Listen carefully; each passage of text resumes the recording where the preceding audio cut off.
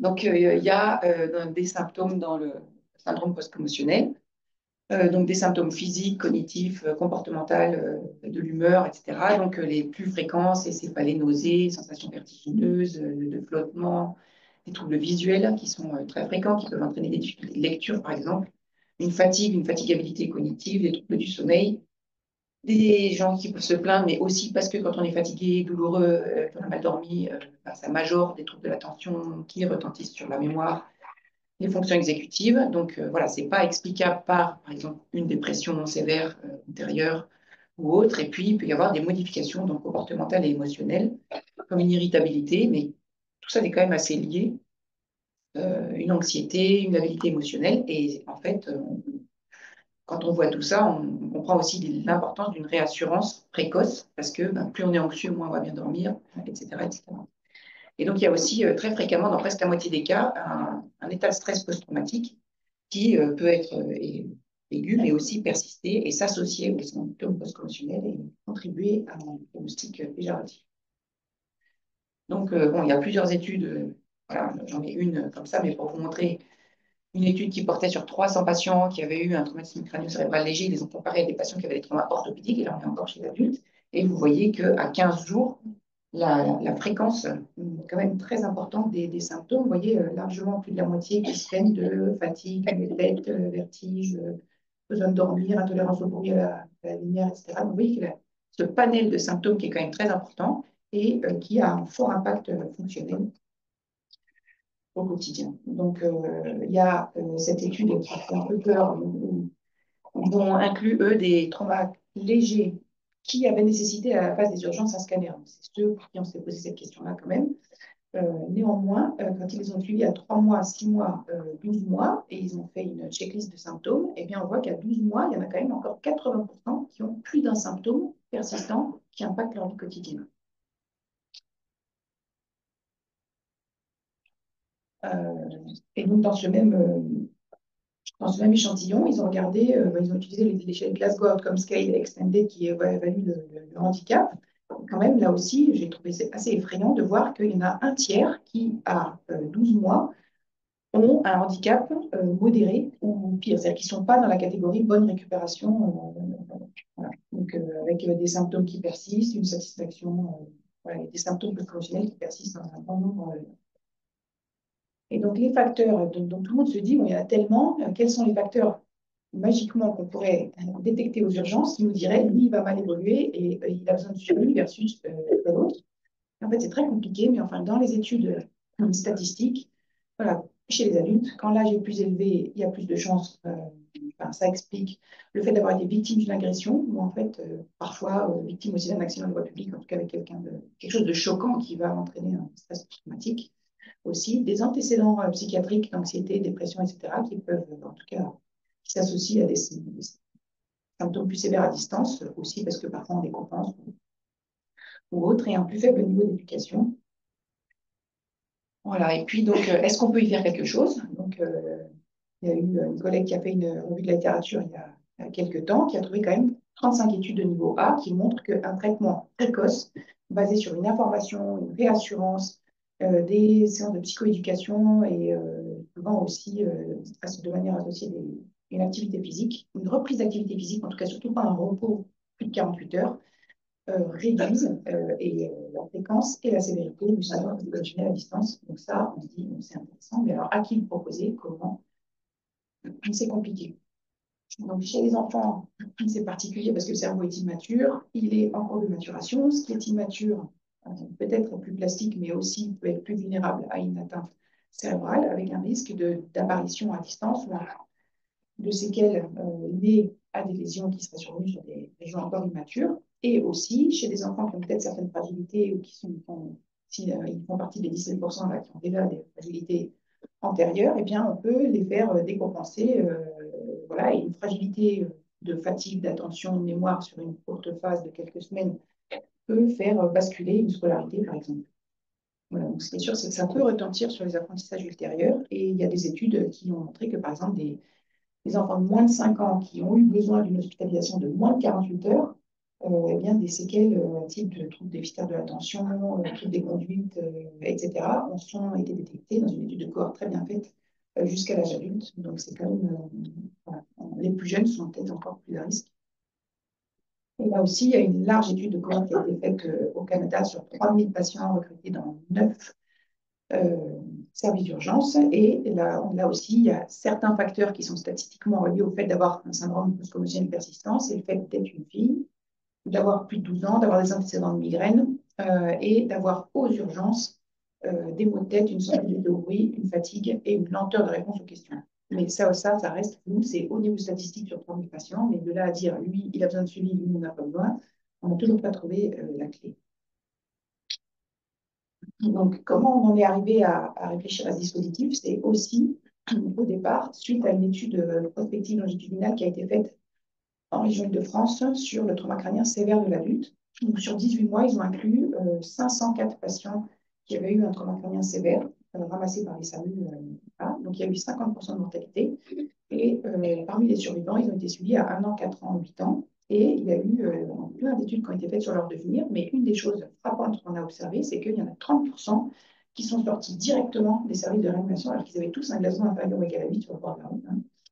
Il y en a 30% qui sont rentrés directement chez eux en sortant des services d'écoute. Alors on s'est dit, c'est peut-être ceux qui allaient bien, mais en fait, non, puisqu'à 1 an et à 4 ans et à 8 ans, c'est des patients qui avaient des séquelles sévères et on s'est dit, comment ça se fait? Donc, ce qu'on a identifié, c'est que ceux qui sortaient comme ça, qui avaient plus de chances de sortir directement au domicile, c'est ceux qui vivaient seuls, qui avaient des antécédents en de consommation toxique et autres, et aussi qui ne sortaient pas d'un service spécialisé neurotrauma, c'est-à-dire qui ne sortaient pas de neurochiro, de réanimation neurochirurgicale, par exemple, qui sortaient d'orthopédie ou de n'importe quel service où il y avait un lit parce qu'il fallait faire de la place. Alors là, il y avait plus de chances qu'ils rentrent directement chez eux et ils étaient hors circuit.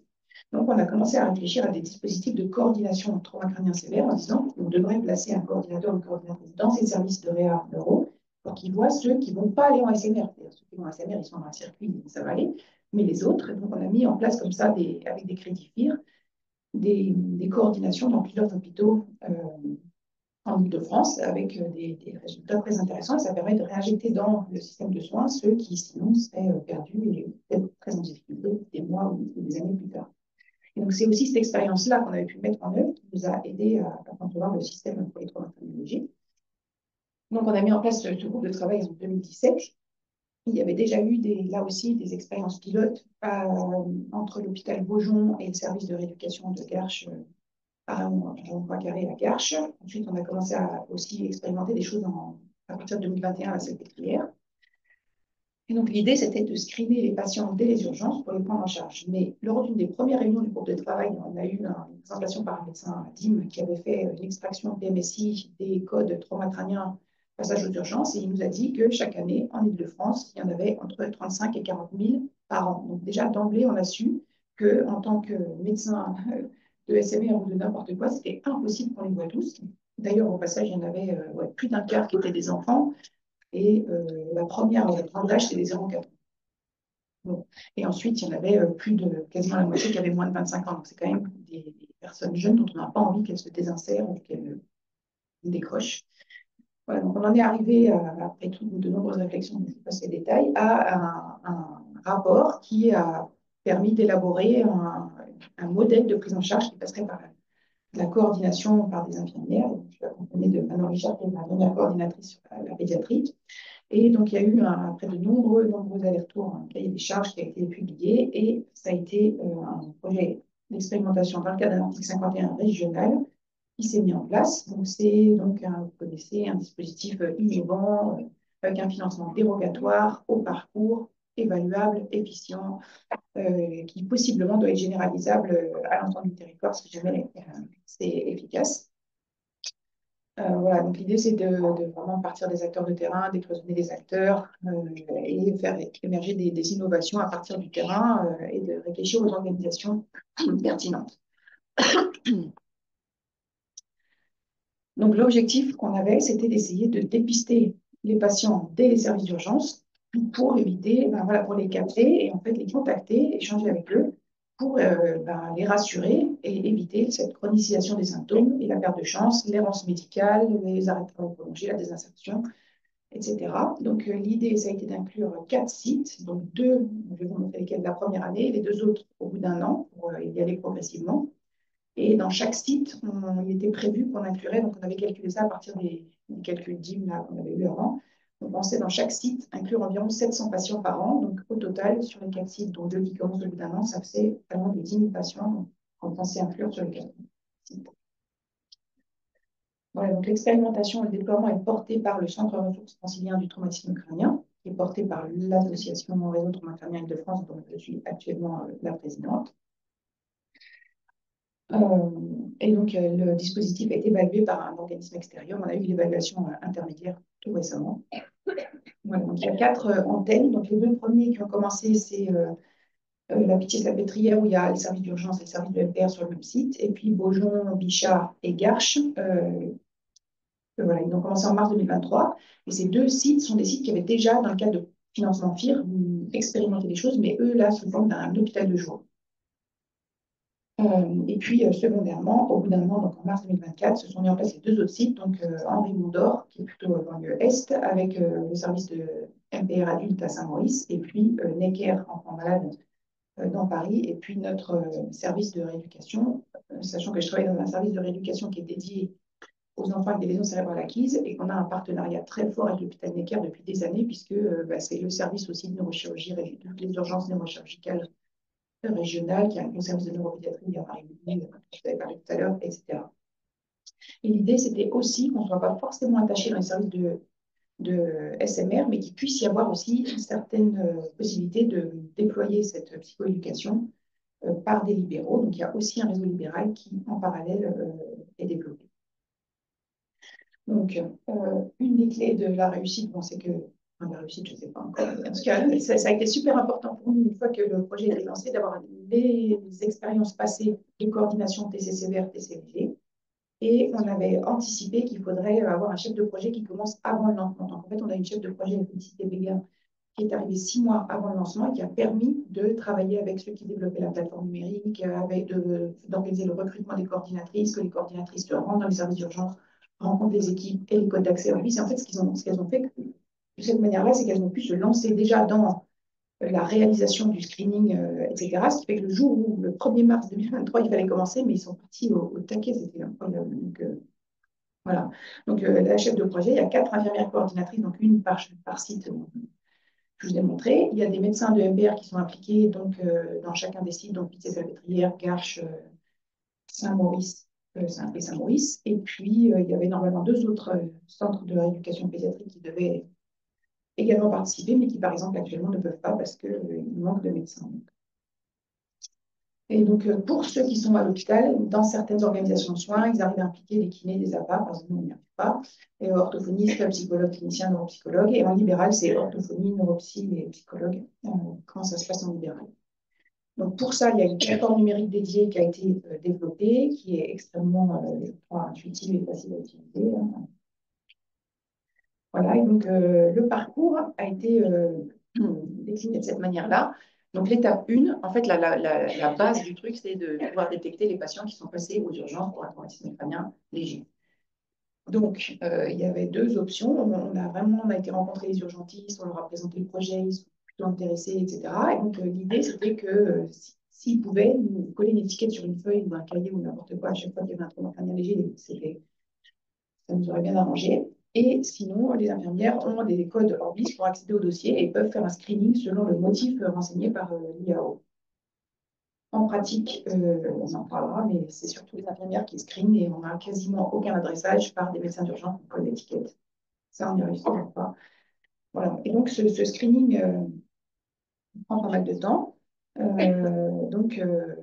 Pour l'instant, c'est surtout les infirmières qui se connectent et qui, donc, chez les adultes, ont le code de l'IAO, le traumatisme crânien. Chez l'enfant, il n'y a même pas ça. Voilà, donc elles screenent les diagnostics, elles ouvrent des dossiers, elles regardent, et s'il y a des critères d'inclusion et pas de critères d'exclusion, je vous montrerai, elles adressent un courrier au patient, un document d'information pour dire vous êtes inclus dans une expérimentation, si vous y opposez, merci de me le dire, etc. Et donc ça, pour l'instant, c'est facturé à un premier forfait de 38 €. Et ensuite, à peu près à 15 jours, mais ça peut être jusqu'à 30, il y a un appel téléphonique. Si le patient n'a pas manifesté son opposition, elles appellent le patient pour voilà, prendre des nouvelles, faire remplir des échelles de symptômes et puis déjà donner des conseils, de la réassurance, etc. Et ensuite, voilà, si le patient va bien, ne se plaint de rien, il sort du dispositif. Si ce n'est pas le cas, les conseils sont donnés, la réassurance, etc. Et 2 semaines après, elle rappelle. Et donc, il y a une deuxième évaluation téléphonique, encore des conseils, etc. Et là, soit ça va mieux et de nouveau, il sort du dispositif, soit ça ne va pas mieux, ils sont adressés à l'étape 2. Et l'étape 2 comporte donc une consultation multidisciplinaire, pluridisciplinaire, dans laquelle on n'a volontairement pas précisé, il faut au moins 2 intervenants, mais on n'a pas précisé lesquels pour que ça soit faisable en libéral. Typiquement, en libéral, on n'aura pas un médecin. Donc, ça peut être une orthophoniste, une psychologue, par exemple, mais il faut 2 personnes. À l'hôpital, ça dépend des services, mais nous, enfin, il y a la plupart du temps un médecin et un autre professionnel. Donc, cette consultation-là, elle est facturée 90 € et ça embraye le plus souvent, parce que le screening préalable est bien fait, vers une proposition de séance de psychoéducation. Donc là, c'est vraiment très cadré, c'est 11 heures, 680 minutes, dont un bilan initial, un bilan final. Et donc, on avait anticipé qu'on aurait 700 patients par site, dont 420 auraient des critères d'inclusion, etc., seraient joints une première fois, qu'il y en aurait plein qui iraient mieux, qu'il y en aurait 175 qui seraient appelés la deuxième fois, 56 qui arriveraient à la consulte et à la phase de psychoéducation.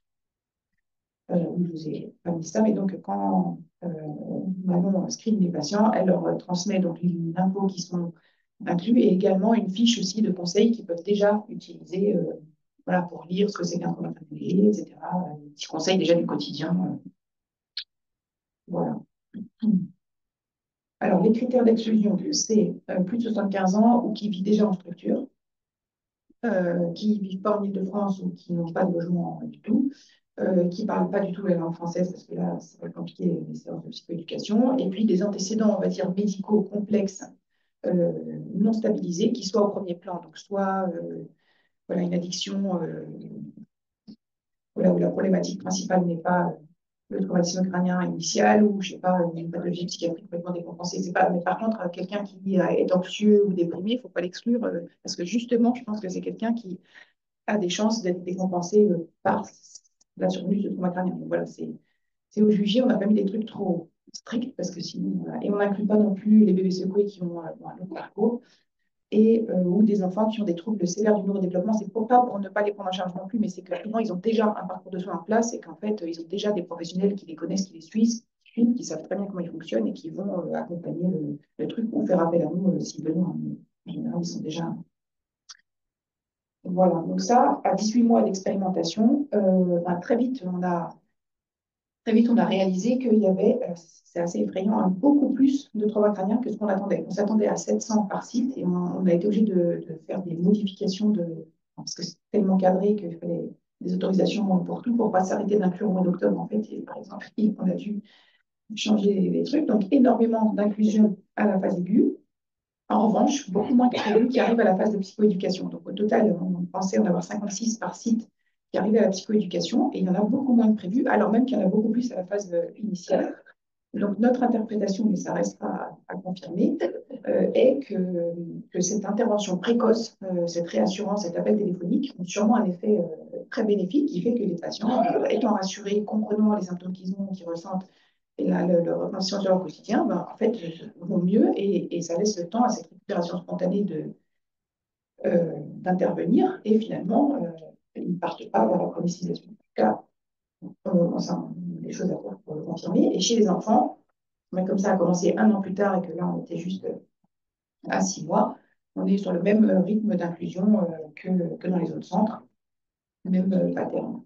Et même, on a rajouté des chiffres les plus récents. Voilà, la dernière extraction des données de la plateforme, on en était à 7 mois en pédiatrie, à 350 screenings aux urgences, et puis 8 qui ont été adressés à la consultation pluridisciplinaire, dont un certain nombre ont commencé les séances de psychoéducation.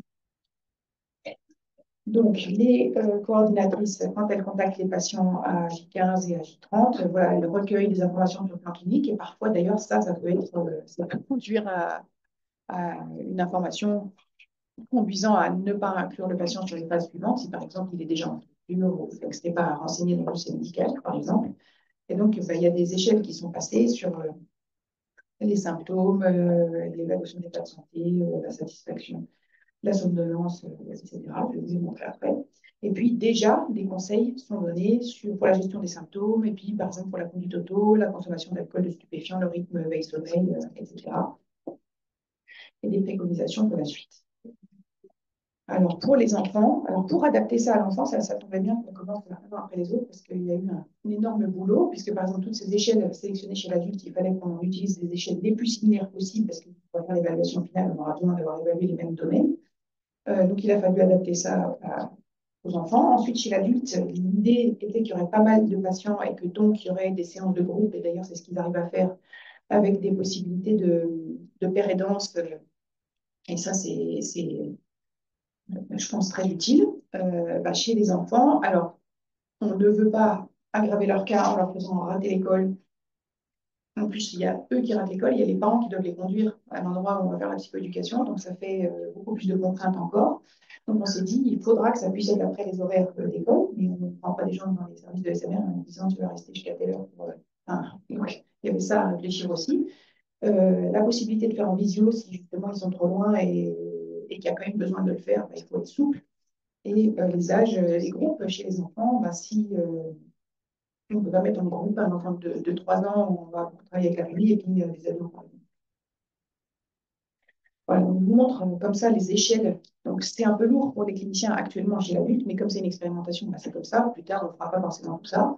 Mais en tout cas, on recueille les symptômes post-commotionnels, l'anxiété-dépression avec l'HADS, une évaluation fonctionnelle avec le MPAI-4, une évaluation du bien-être, du stress post-traumatique, parce que ça, c'est vraiment un facteur important, le retentissement sur la vie quotidienne des céphalées et la somnolence. Donc, ça, c'est des échelles qui sont réalisées chez l'adulte. Et donc, pour choisir les meilleures échelles les plus pertinentes chez l'enfant, on a un peu, enfin, ça nous a pris du temps. On a contacté des collègues, en fait, surtout au Québec, qui travaillent beaucoup avec des enfants plus grands et avec des enfants très jeunes. C'est Myriam Beauchamp qui s'est vraiment spécialisée dans le trauma crânien léger des enfants de moins de 6 ans, donc ça tombait super bien.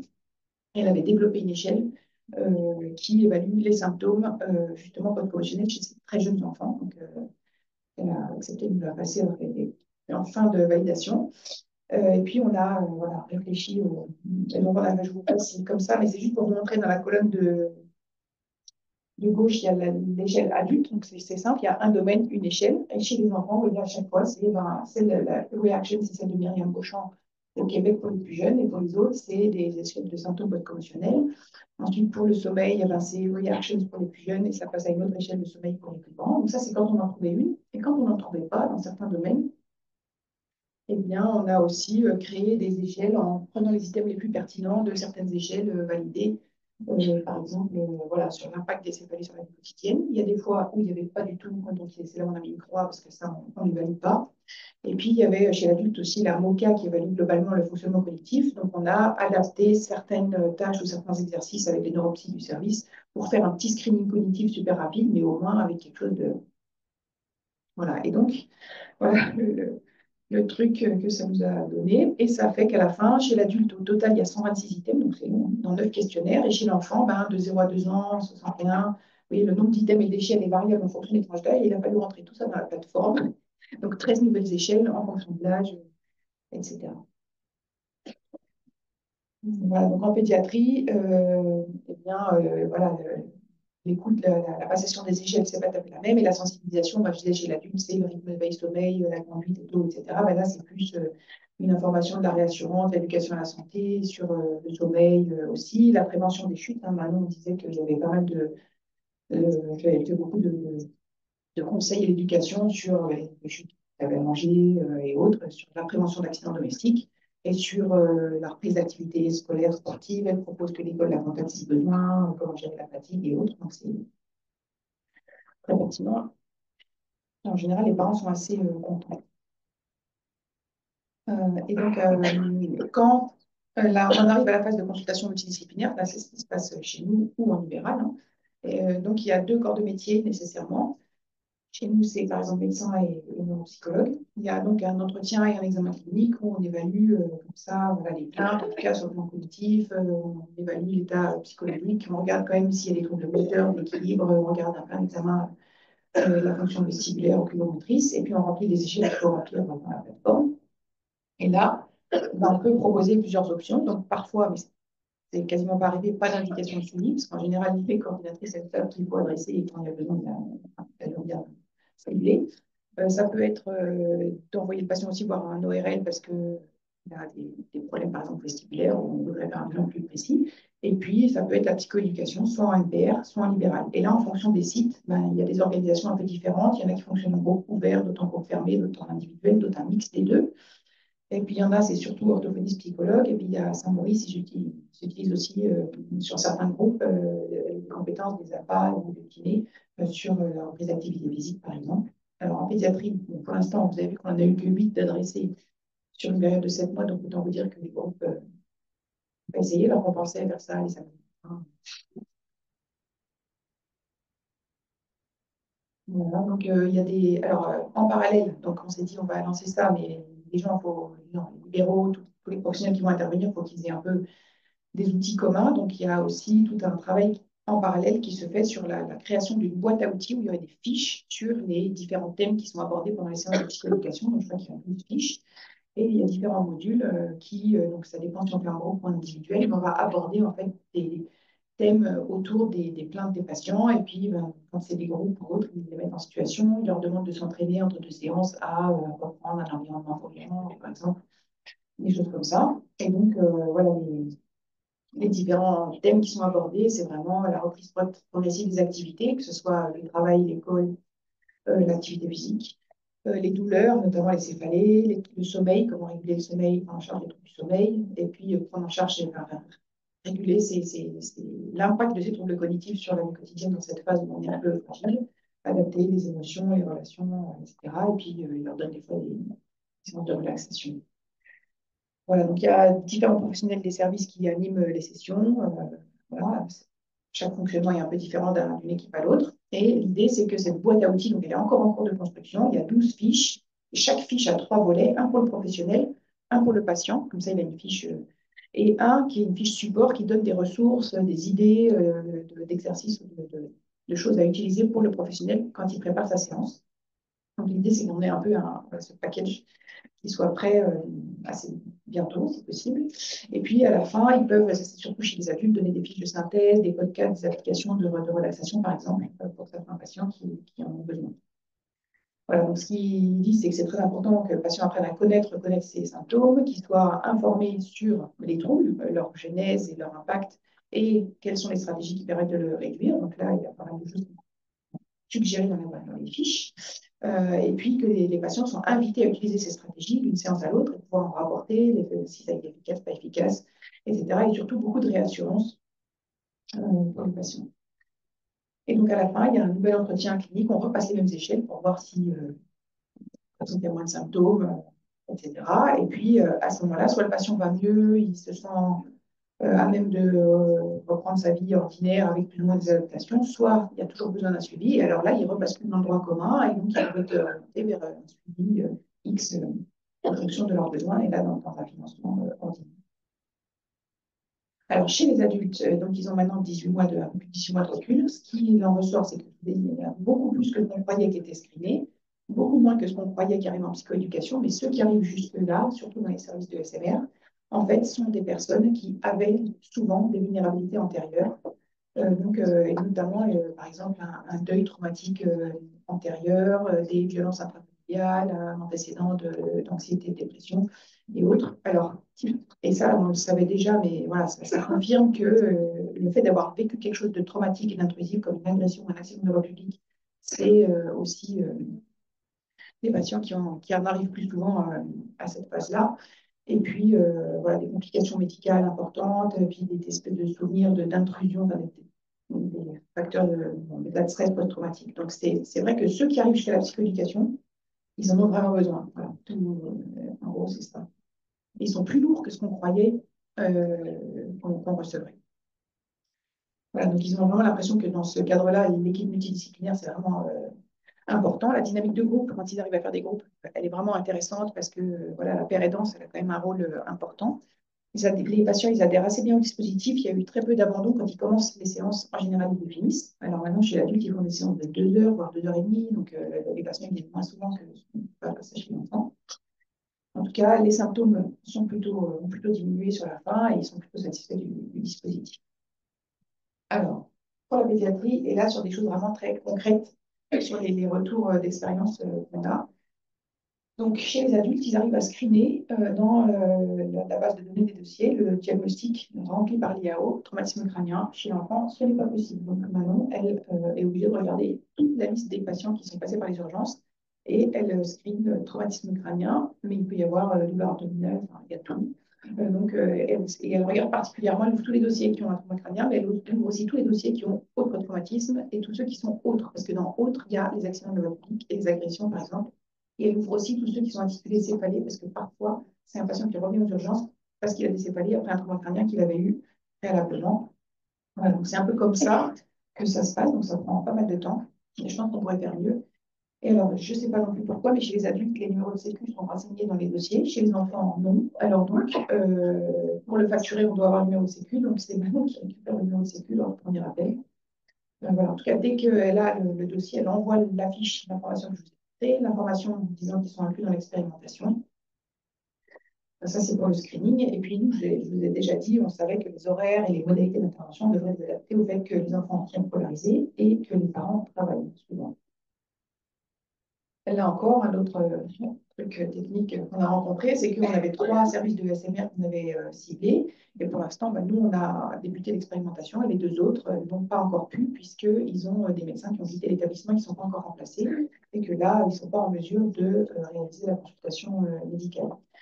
Pour l'instant, il y a un réseau de libéraux qui a été établi pour les adultes. Pour la pédiatrie, c'est un peu en cours. Il y en a quelques-uns qui seraient d'accord pour prendre des enfants dans la tranche ado, mais il n'y en a pas encore de libéraux pour l'instant identifiés et disposés à participer au dispositif. Et puis ce temps médical, donc, n'est pas vraiment financé. Donc c'est vrai que dès le début, j'avais dit que c'est ça qui risquait de coincer, d'être le goulot d'étranglement. Bon. Voilà. Et donc ensuite, pour la psychoéducation, alors là aussi, pour l'organiser dans un service SMR, je peux vous parler pour ce que je connais dans le mien, c'est qu'on ne pouvait pas se permettre de faire retentir ça sur l'activité habituelle des services. Donc, on ne pouvait pas dire à nos psychologues, vous, je ne sais pas, vous réduisez ce que vous faites dans le service pour vous inclure dans cette psychoéducation. Donc, et en plus, on ne voulait pas obliger les gens à participer à un truc qui allait peut-être être sur les horaires plus tardifs, sur les samedis matins, on pensait pour les gros. Donc, et l'autre idée, on s'est dit, OK, on pense qu'il y aura 56 patients inclus en psychoéducation, ça génère tel montant que j'avais calculé, qui évaluait, ça équivalait à pouvoir recruter un mi-temps, par exemple, de neuropsychologue. On s'est dit, si on recrute un neuropsychologue, d'une part, un mi-temps, ce n'est pas quelqu'un qui est expert dans les lésions de la maladie, donc ce n'est pas celui-là qui va faire les activités. Donc, si celui-là, il vient, c'est ceux qui sont experts qui vont faire l'activité, parce que je pense que c'est plus important. Mais après, une fois qu'on l'a recruté, il faut être sûr de toucher les forfaits qui financent ce poste. Et on a bien fait de ne pas faire comme ça, puisqu'on aurait été en déficit. Voilà, par exemple. Donc après, on a eu l'idée de faire des heures sup. Alors ça a marché pour les orthophonistes dans le pôle adulte. Nous, c'est les psychologues. Et paf, justement, il y a quelques mois, elles sont passées au forfait. Elles ont plus le droit d'avoir des heures sup. Donc on a eu, je ne sais pas, un rendez-vous avec la DRH pour essayer de comprendre comment on pouvait faire. Et ça s'est traduit par elles ont dû se créer un compte d'auto-entrepreneur qui est autorisé pour 2 ans, donc la 3e année, je ne sais pas comment on fera. On en est là. Donc, pour l'instant, elles sont rémunérées pour cette activité-là comme auto-entrepreneur, avec des trucs du style, quand on se déclare comme auto-entrepreneur, c'est son adresse personnelle qu'on doit donner, parce qu'on ne peut pas donner celle de l'hôpital. L'autre chose, c'est qu'on est censé faire les séances de psychoéducation sur 6 semaines. Les adultes, ils comptent sur des séances de 2 heures, 2 heures et demie, et ça, c'est possible chez les adultes. Chez les enfants, c'est même pas la peine. Donc, en fait, nous, on a du mal à tenir les 6 semaines. Et puis, en plus, il faut qu'ils aient un temps pu retourner à l'école, avoir des retours d'expérience et tout ça. Ensuite, il y a ces fiches boîte à outils là, dont je vous ai parlé. Donc là, elles ne sont pas tout à fait terminées chez l'adulte. Mais ensuite, nous, notre tâche va être de les prendre et de les adapter à la pédiatrie, parce que c'est évident qu'en fonction des tranches d'âge, ce n'est pas pareil. Et chez les plus jeunes, on travaille beaucoup avec les familles et puis il faudra aussi échanger avec les écoles. Les groupes, pour l'instant, vu le nombre de patients et les tranches d'âge, on n'a pas pu. Et chez les adultes, il y a 3 équipes différentes et les coordinatrices le voient aussi régulièrement, peuvent échanger, les équipes qui font la psychoéducation. On a des copiles élargies tous les mois ou tous les 2 mois. Donc, ça permet des échanges. Et c'est vrai qu'en pédiatrie, ben, nous, et donc quand on a des conseils ou des trucs à demander, ben, ça va être avec les collègues, par exemple au Québec ou en Australie, qui ont des dispositifs similaires. Donc, les retours d'expérience, c'est que les familles sont plutôt agréablement surprises. Enfin, quand maintenant les contacts ou les appels, ils sont quand même contents que quelqu'un s'enquiert de prendre des nouvelles. Donc, ils sont vraiment très contents, très rassurés. Et bah, nous, on en profite pour faire aussi un travail de prévention voilà, auprès des parents sur les accidents domestiques et autres. Les liens bon, avec l'équipe de Saint-Maurice, c'est fluide, c'est facile. Alors, avec les urgentistes, ça va, avec Claire. Ah non, mais par exemple, chez les adultes, enfin, on n'a pas encore réussi aujourd'hui. Alors que, par exemple, l'équipe de Mondo, on est allé les rencontrer, ils étaient enchantés. Enfin, quand on a fait des trucs, ils étaient super contents. Mais pour l'instant, on n'a pas du tout réussi à accéder aux patients autrement qu'en screenant nous-mêmes les patients via le logiciel Orbis. Et même l'évaluation externe, la CMK, quand ils ont fait leur évaluation, ils devaient parler à plusieurs urgentistes. Et je crois que c'est la catégorie qu'ils ont le moins réussi à joindre pour faire leur évaluation. Ben, et là, si vous avez des suggestions, nous sommes meneurs. Voilà, donc c'est important d'avoir, maintenant, on disait, une expérience du monde hospitalier, donc, parce qu'il y a des gens qui demandent comment je fais pour prendre rendez-vous, comment je peux faire le scanner ou les comptes rendus, ou les trucs où quand il y a des soins de cicatrices, ça nous permet de donner aussi ces conseils-là par téléphone. Après, les difficultés, ben voilà, c'est de trouver des bons dossiers, et le screening n'est pas si simple, mais je pense qu'il y a du progrès. Ben, des fois, les dossiers ne sont pas complètement remplis, il manque des données et autres. Donc, pour l'instant, voilà, on en est à environ 8 patients qui ont été adressés à la consultation multidisciplinaire, 5 qui ont débuté la psychoéducation. Donc, pas de groupe. Pour l'instant, on n'a pas pu. Les rendez-vous sont parfois compliqués à organiser. Il y en a qui ne viennent pas sans prévenir. Ça, aussi, on a l'habitude. Les séances sont individuelles.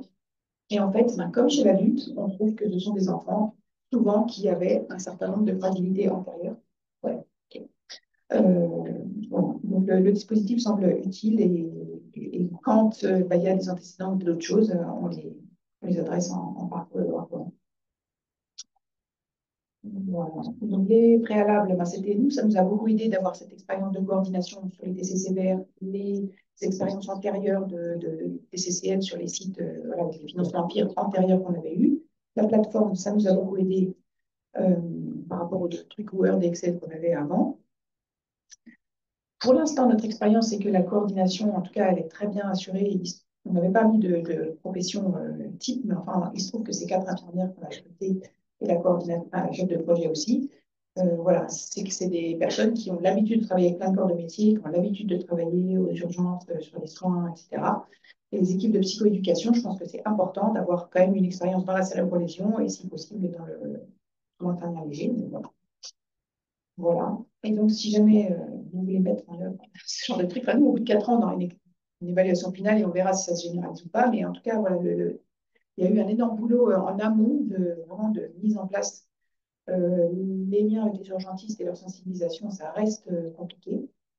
Et un autre truc important que je pense transmettre, c'est que on a réalisé aussi, de par les expériences antérieures, que quand l'infirmière coordinatrice elle est un peu électronique dans le service, par exemple, si elle n'est pas tout à fait dans les urgences, pas tout à fait dans la chirurgie, pas tout à fait nulle part, et qu'elle n'a pas un lien vraiment bien établi avec un service de MPR, ben, elle peut vite se sentir isolée ou pas à sa place. Et en fait, c'est super important quand on travaille d'avoir un sentiment d'appartenance et d'avoir une équipe. Et donc là, par exemple, le fait qu'elles soient toutes les 4 avec la chef de projet au CRFPC, il y a une journée où elles sont toutes là, elles peuvent échanger sur les pratiques et tout ça, mais il y a quand même cet aspect-là qui a été important.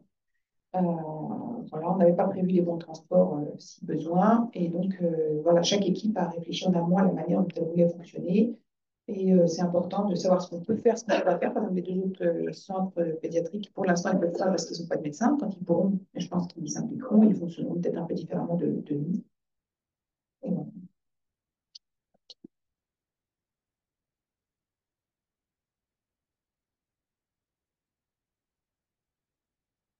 Personne question maintenant. Merci beaucoup, c'était passionnant. Alors, y a-t-il des questions?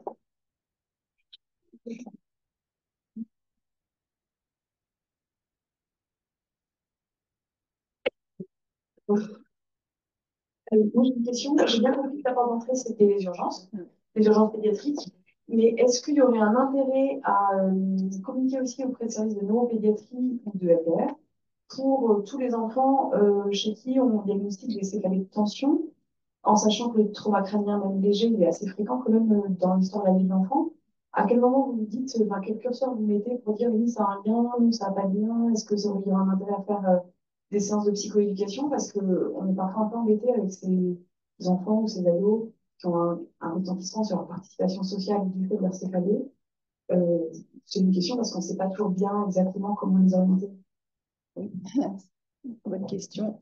En tout cas, quand on est vraiment en difficulté avec des patients comme ça, qu'on ne sait pas enfin, ce qu'on voit nous, forcément, c'est après des lésions cérébrales, mais à ce moment-là, quand c'est vraiment quelque chose de compliqué qu'on n'arrive pas à gérer, on les adresse aux consultations de la douleur. C'est quand même là aussi, les douleurs chroniques, enfin, les céphalées chroniques, il y a souvent un terrain anxieux ou des antécédents qu'on ne connaît pas encore, pas du tout de violence ou autre. Enfin, moi, j'en ai eu quand même quelques-uns où je pense qu'il y avait des violences peut-être sexuelles ou autres antérieures. Et donc, c'est la structure d'une consultation de la douleur aussi avec d'emblée l'intervention de médecins, psychologues et autres et mise en avant de techniques type relaxation, hypnose et autres peuvent être intéressantes.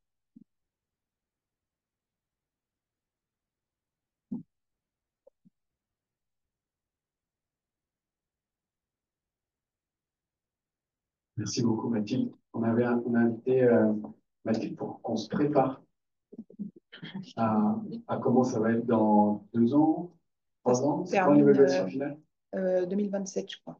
Ça s'est mis en place le 1er mars 2023 pour 4 ans. Donc, en fait, ça se termine le 28 février 2027. Oui. Mais l'évaluation devra avoir été faite avant parce qu'on ne veut pas non plus, si ça doit se pérenniser, mettre au chômage. Voilà. Donc, et là, c'est ce qui est effarant, c'est que c'est 4 services seulement dans lesquels on s'est. Donc, évidemment, il va falloir une évaluation finale, mais si tu devais nous donner 1 ou 2 conseils pour qu'on se prépare, tu dirais quoi?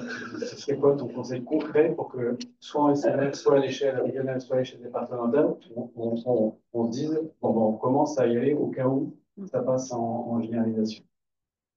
Je pense que c'est sûrement. Facile. Non, c'est pas facile. Mais en tout cas, ce qui nous a aidé et ce qui a l'air de fonctionner, c'est effectivement que ça soit coordonné peut-être au niveau d'un département ou d'une région. Enfin, le fait que les coordinatrices, en tout cas, dépendent. Mais peut-être qu'ailleurs, ça sera différent, je ne sais pas. Mais en tout cas, Vous avez vu, on n'a pas préparé. Hein. Oui, qu'il y ait un fort lien avec les urgentistes, c'est sûr. Et oui, non, est-ce que j'arrive pas? Parce que nous, par exemple, il y a 39. Par exemple, voilà. Comment on fait pour commencer, tu vois, à justement être compétent? Alors, je pense que déjà dans les services de SMR ou dans le réseau libéral que vous avez, déjà les personnes intéressées peuvent déjà se manifester. Vous pouvez déjà réfléchir, à comment vous intégreriez ce genre de séance de psychoéducation dans votre activité régulière. Parce que, enfin, par définition, si c'est financé comme ça, on n'a pas le droit de facturer un HDJ. Et si on prend les professionnels qui interviennent sur l'HDJ ou sur le SPI complexe, on réduit son activité. Or, c'est pas ça qu'on veut. Donc, voilà, réfléchir à la manière dont on veut l'organiser. Vous avez vu, nous, on a un peu tâtonné et puis peut-être que ça changera encore. Donc, réfléchir à comment ça serait organisé là et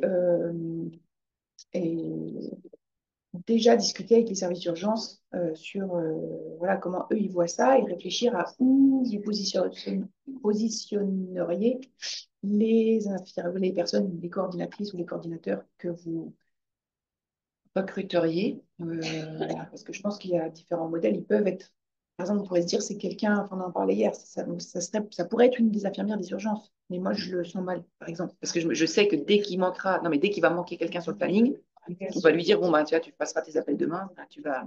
Enfin, donc, je pense que ça, c'est trop compliqué.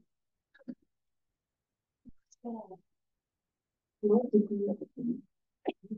questions. Peut-être une question plutôt pour la coordination sur le lien avec les écoles, parce que c'est quelque chose d'un peu récurrent. Comment ça se passe et quelles ont été les demandes au niveau scolaire, est-ce qu'il y en a eu? Et une question plus pour Mathilde sur le rôle du MDR, est-ce que le MDR, en dehors de la vue globale, comment ils s'articulent notamment sur les potentielles prises en charge en libéral.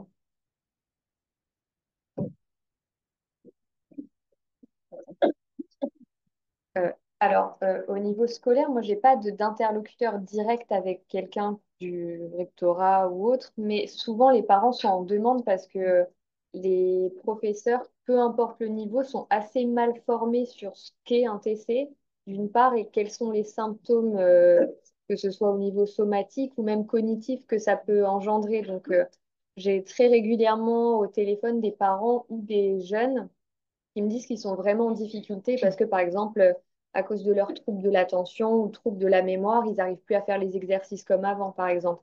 Et donc, du coup, ben, ça met des grosses tensions avec les professeurs.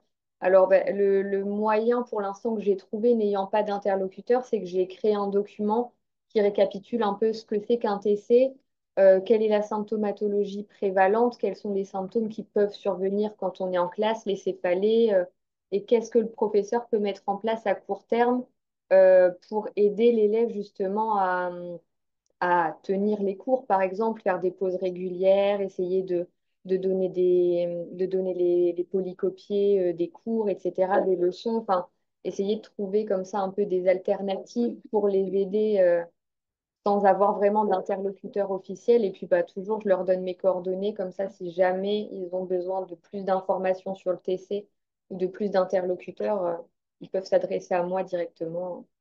Donc, voilà. Oui, puis je pense que dans les cas où tu perçois que c'est vraiment compliqué, de toute façon, c'est des patients qui vont être adressés pour la psychoéducation.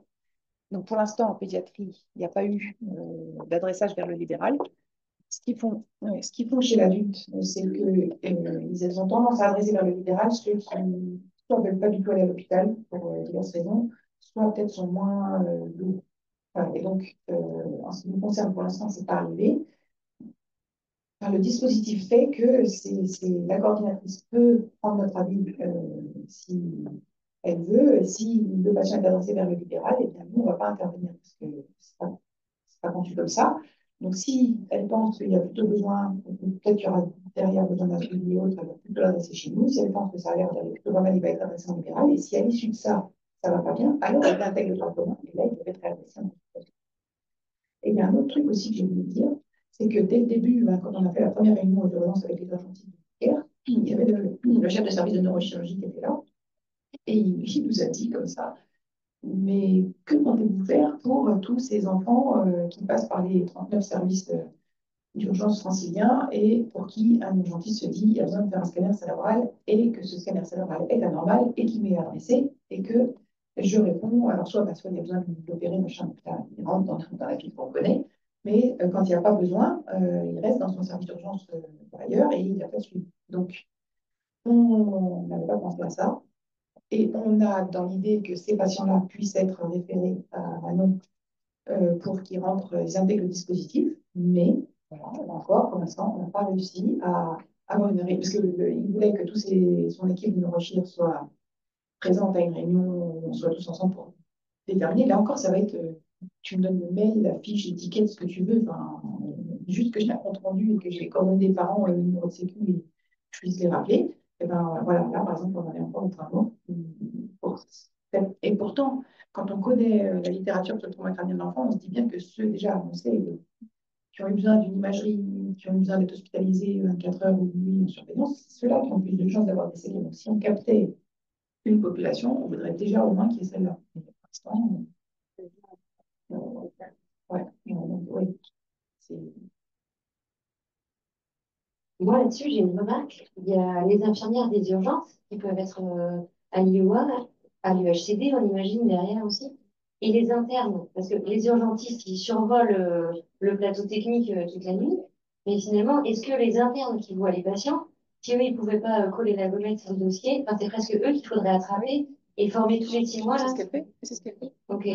Et c'est... Alors nous, à Brest, comme on est un tout petit centre, c'est très simple. Tout le monde sait quel docteur fait. Ouais. Mais par contre, moi, j'ai pas le rétro-contrôle. Je ne sais pas ceux qui sont loupés. Ça, on n'a jamais... On ne sait pas. Oui. On voit que ceux qui nous sont adressés, on ne voit pas les louper. Bah, en fait, c'est vrai que la difficulté, c'est que Neckar, c'est un très gros hôpital et qu'il y a énormément de personnel. Moi, par exemple, j'ai commencé à inclure le 1er mars et j'ai pas encore fini de voir toute l'équipe parce qu'en fait, les équipes de nuit viennent seulement de repasser le jour et ils sont, je sais pas combien. Pareil pour les internes, ils sont super nombreux. Donc, en fait, ça demande vraiment beaucoup de travail de voir tout le monde, en fait. Donc, je pense que ça va me prendre à peu près 1 an de voir toutes les équipes déjà paramédicales. Et, et est-ce qu'ils ont des fiches? Parce que nous, par exemple, le TC, l'enfant qui arrive pour TC, clac, ils ouvrent leur fiche pour l'indication scan, oui, non. Voilà. Et Non, non, ils ont pas le de trousseau de fiche. coach, par exemple, parce qu'on pourrait mettre, si la conclusion de la fiche TC, c'est adressé à l'équipe docteur Chevignard. L'affichage pour les parents, est-ce que ça peut pas être les parents qui, en salle d'attente, voient la fiche et... On a fait aussi Ouais, ça. d'accord. Ouais, Vous ouais. avez eu des parents qui vous ont peut-être contacté Un petit peu, directement? ouais. Ouais, ça a marché. Après, c'est vrai que étant la seule infirmière qui fait ça pour la pédiatrie sur l'Île-de-France, en fait, je travaille aussi avec les adressages de mes collègues qui travaillent chez l'adulte, donc de Mondor, Beaujon, Bichat, La Pitié.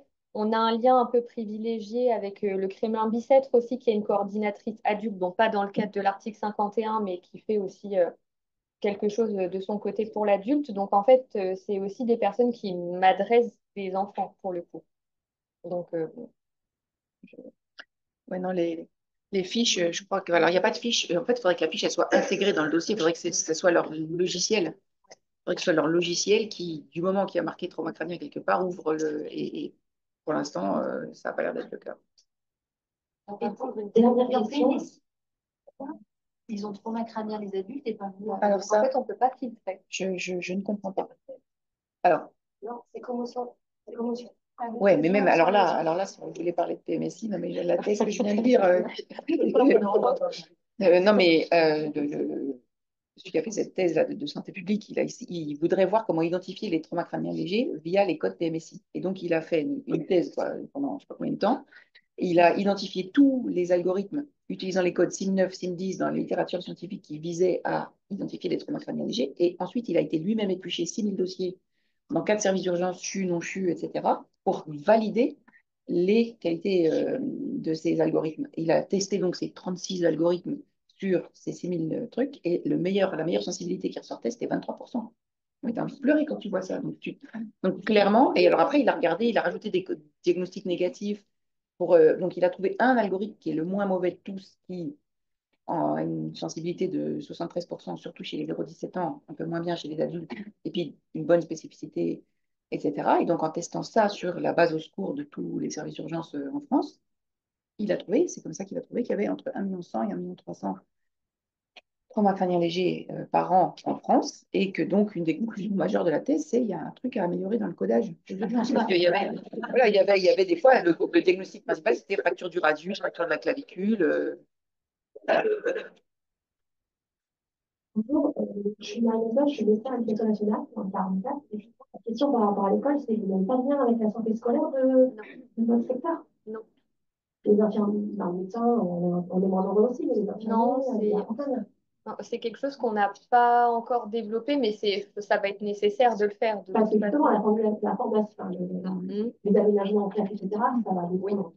Exactement. Exactement. C'est surtout. Oui, alors il y a quelques années, on a créé un document qui est à visée de l'éducation nationale, qui mentionne les symptômes après trauma crânien léger et les aménagements qui peuvent être mis en place pour un traumatisme crânien léger. Il est sur le site de l'éducation nationale, sur le site de la médecine scolaire, des activités, des académies là, de Créteil, Versailles et Paris. Et j'ai l'impression que personne ne sait qu'il existe. Mais enfin, il existe. Oui, ah bon? Ah bon, d'accord. Bon, ouais, c'est moi qui l'ai dit. Ouais. Ouais, je vais profiter des 10 minutes là pour vous présenter un dispositif non, mais je vais le faire, qui a été développé actuellement en ARSPI de la Loire, qui est en fait surtout pour vous permettre de réfléchir.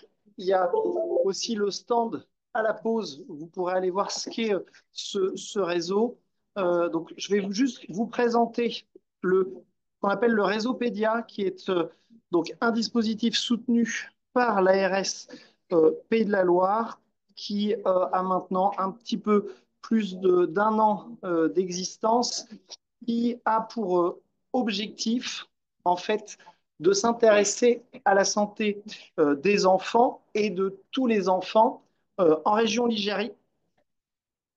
En région ligérienne, il faut savoir qu'on a 800 000 enfants, que notre objectif est d'être capable d'agir sur les différents déterminants de santé, et ce dès l'enfance, et pas que pour les professionnels de la santé, mais aussi toutes les personnes qui évoluent autour de l'enfance, les éducateurs, l'éducation nationale et les rectorats et les éléments. Par contre, ce qu'on constatait en région Pays de la Loire, et je pense que partout, et même à la lecture de ce qui se dit ce matin, c'est que de temps en temps, on manque de lisibilité des systèmes qui existent et qui pourraient être plus efficients s'ils étaient coordonnés, que ça a des impacts, notamment sur le recours aux urgences pédiatriques, par exemple, qui est l'unique point d'entrée du système de santé de soins. Des enfants qui, potentiellement dépendants de leur famille, n'ont pas toutes les chances, des errances médicales. Bref, l'objectif était de co-construire un projet autour de la santé de l'enfant en région ligérienne. Il y a donc eu un travail qui a été co-construit entre beaucoup de professionnels de santé autour de la santé de l'enfant. Ça va du pédiatre aux médecins de médecine physique et de réadaptation, mais aussi aux puéricultrices, aux instituteurs, aux médecins de l'éducation nationale, bref, à tout acteur de la santé qui voulait bien travailler avec nous pour petit à petit mettre en place une structure. Et je remercie l'ARSP de la Loire qui a ensuite nous a fait confiance pour essayer de porter ce dispositif qui maintenant s'appelle Réseaupédia, avec des objectifs, fédérer les professionnels de santé autour de la santé de l'enfant, décloisonner clairement le champ de la prévention et du soin. Vous savez très bien qu'on est fort, entre guillemets, dans le soin, mais peu dans la prévention. Or, si on pouvait prévenir les états de santé des enfants, on serait peut-être moins amené à faire du curatif. On savait aussi qu'en région Pays de la Loire, il y avait des ressources et que ces ressources-là, si elles étaient un peu coordonnées, on pouvait améliorer les parcours de soins pour ensuite renforcer l'expertise des professionnels, mais aussi des enfants eux-mêmes et des familles eux-mêmes autour de leurs propres enfants. Alors, je vais passer très rapidement sur l'organisation parce que ça va peu vous intéresser. C'est de la comitologie et certains aiment beaucoup la comitologie. Nous, ce qu'on souhaitait, c'était surtout d'être efficient euh, à Réseaupédia. Et donc, en décembre 2023, un bureau s'est créé. Donc, nous avons une présidente qui est le professeur Élise Launay, médecin pédiatre au CHU de Nantes. Et on essaye de représenter l'entièreté de notre région, puisqu'on a aussi une volonté de permettre un accès aux soins dans tous les territoires. Il y a des très beaux départements en région ligérienne comme la Mayenne, où de temps en temps, l'accès aux soins peut être compliqué. Et donc, on a cette volonté et on a aussi la volonté de représenter l'entièreté des acteurs autour de la santé de l'enfant. Et on a aussi des établissements médico-sociaux avec nous. On est donc un bureau avec un conseil d'administration. On essaie de proposer un certain nombre de projets et on a une équipe de coordination. Marion Brisson est avec nous. Je la remercie pour aussi vous présenter les éléments déjà qu'on a pu travailler et Léna Rivier qui est notre déléguée générale et qui nous assiste beaucoup. Alors, on s'est fixé quelques axes de travail. Je vais passer très vite. C'est juste pour que vous ayez une idée et puis que ça puisse vous faire réfléchir et nous faire réfléchir. En fait, on a voulu notamment agir en prévention. Ça, c'est très important pour nous. On a aussi voulu aider, et ça va faire écho à ce que vous avez entendu ce matin, les acteurs autour des troubles du neurodéveloppement de l'enfant, puisqu'on voit qu'il y a un certain millefeuille parfois on n'est pas tous d'accord, et pourtant, ces enfants, ils ont besoin de nous. Et on a un lien aussi avec l'éducation nationale. On veut aussi améliorer la protection de l'enfance et la santé de ces enfants. Vous savez que c'est compliqué. Avec la mise en place de dispositifs, d'outils communs. Le professeur Brochard vous l'a bien dit ce matin, on a aussi une volonté très claire d'associer les familles et les enfants dans nos réflexions. Et tout type d'acteurs. On a aussi pour volonté d'avoir et de promouvoir une approche evidence-based autour des enfants. Vous savez que parfois, on peut lire des choses assez farfelues, comment une molécule de type naturopathie pourrait refaire pousser la substance blanche par un herboriste dans le nord Mayenne, je ne vous dirai pas où, mais il existe vraiment. Donc, bref, on se dit, il faut aussi qu'on puisse promouvoir une éducation autour des enfants et des familles. on se fixe une feuille de route, et puis ensuite, cette feuille de route nous permet de faire des premières réalisations dont on est en fait effectivement pas peu fier, notamment une qui a plutôt très bien marché, qui est le certificat d'inaptitude partielle ou totale à la pratique de l'enseignement physique pour tous ceux qui sont en région ligérienne.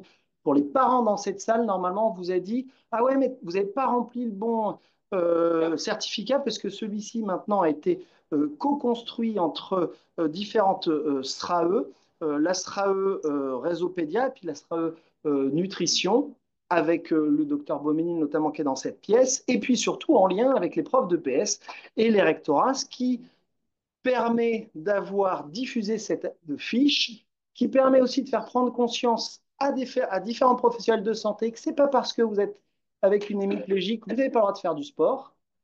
Je vous passerai certains éléments de nos collègues qui disent « Ouais, mais c'est plus simple peut-être de le dispenser toute l'année, il a une hémiplégie quand même. » On se dit « Ah !»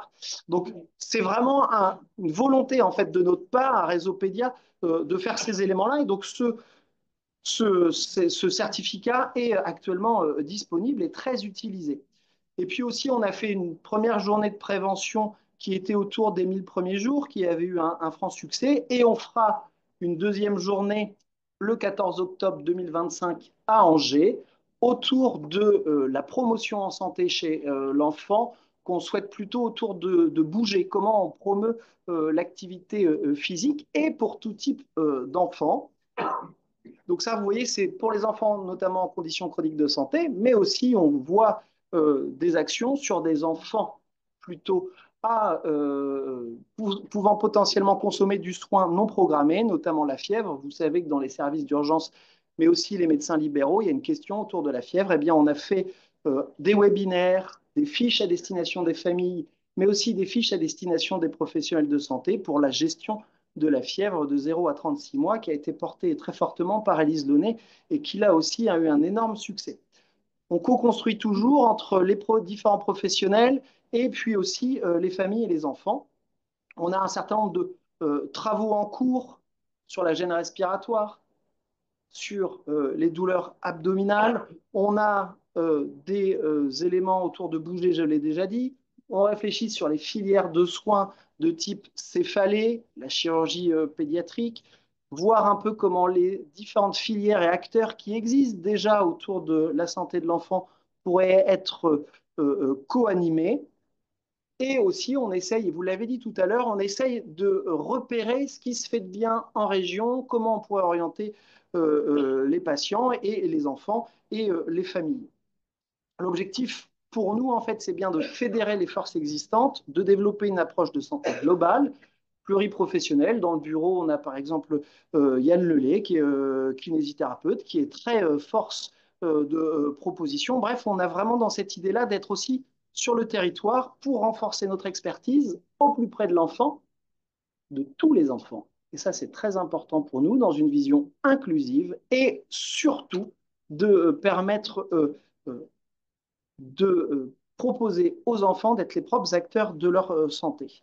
Donc vous pouvez forcément, pour ceux qui sont en région ligérienne, nous rejoindre, puisque c'est une démarche qu'on essaie de co-construire, qui n'est pas une démarche qui serait du top vers le bas, mais bien de ce qui se fait pour remonter vers le haut. Donc vous pouvez nous rejoindre sans aucun souci. Si vous cherchez des stylos, des fiches ou ainsi de suite, il y a des stylos sur le stand, des fiches, et vous pouvez aussi vous inscrire pour participer à nos travaux. Je vous remercie.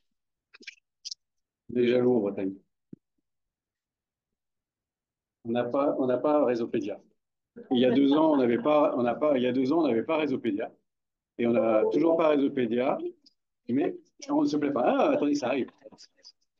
Et du coup, on est jaloux parce que c'est vrai qu'on avait dit il y a 2 ans que c'est un bel outil, c'est magnifique.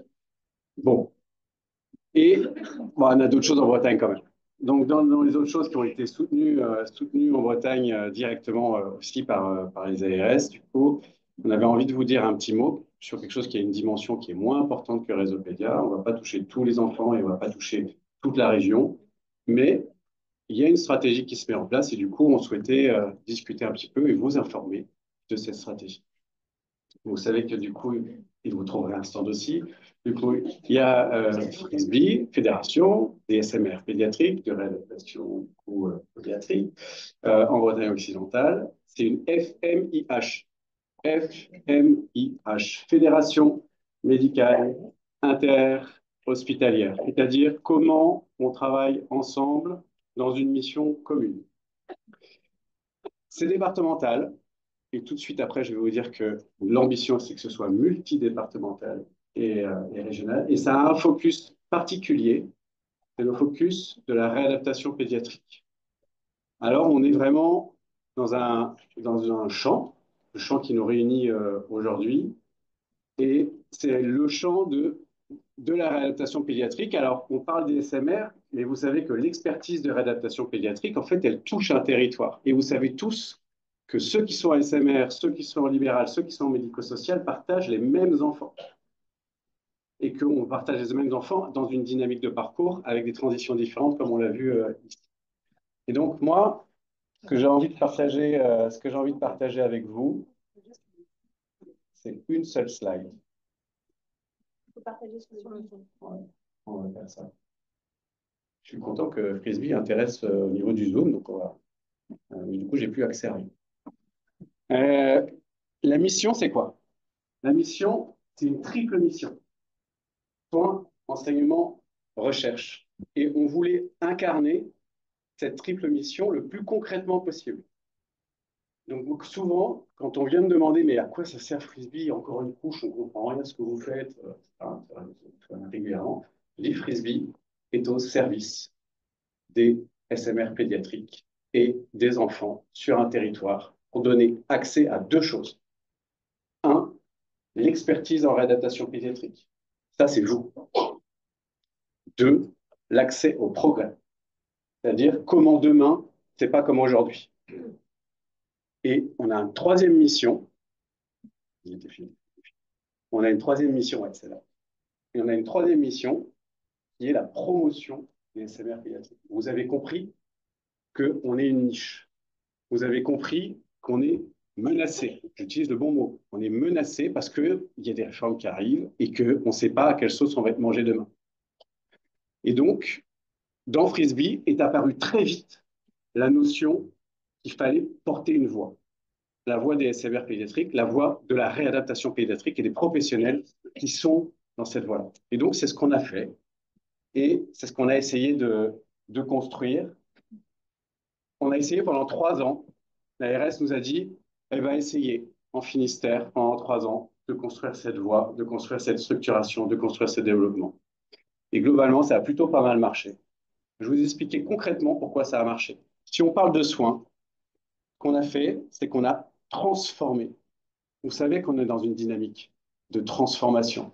Vous savez qu'on vient nous dire régulièrement, mais comment vous créez de nouvelles activités, comment vous créez de nouvelles filières, comment vous touchez de nouveaux enfants. En fait, ça ne s'invente pas, ça. On est en permanence en train d'aller chercher de nouvelles activités ou de transformer notre HC en hôpital de jour, nos hôpitaux de jour en consultation. Mais quelle dose de consultation on doit avoir? Comment on fait pour aller en médico-social et être le plus pertinent possible tout en maintenant une activité de SMR, etc., etc.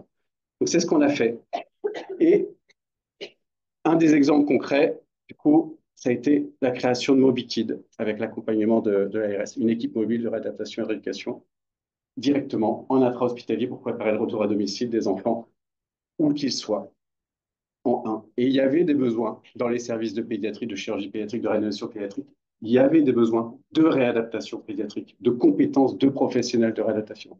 Ça, c'est très concret. Deuxièmement, ce qu'on a fait, c'est essayer de développer l'enseignement. Comment on fait pour former tous les professionnels de la réadaptation pédiatrique du domaine en même temps? On a un problème. On a un problème. Tous les IFMK, tous les universités qui forment les médecins, les professionnels en ergothérapie, quand ils sortent, combien d'heures ils ont réellement eu de formation à l'enfance? Donc, on a un vrai sujet, c'est-à-dire que la plupart des gens qui arrivent, ils sont pas formés à s'occuper des enfants. Et où est-ce qu'on apprend à se former, s'occuper des enfants? directement sur le tas, dans les services où il y a l'expertise. Et donc ça, c'est vraiment quelque chose qu'il fallait absolument mettre en place. Et la deuxième chose, c'est que pour faire ces formations, quand un CESAD va former à un endroit, qu'un SMR va former à un autre, et qu'un IME va former ses professionnels à un autre, et bien ça crée plein de formations non coordonnées, non structurées. Alors que si on met tous les moyens ensemble pour former 15 personnes en même temps qui vont s'occuper des mêmes enfants, je rappelle, hein, c'est les mêmes enfants au bout, hein, alors on rend cohérent et on structure et on met des moyens et on optimise et on fait monter un territoire en compétences de réadaptation pédiatrique.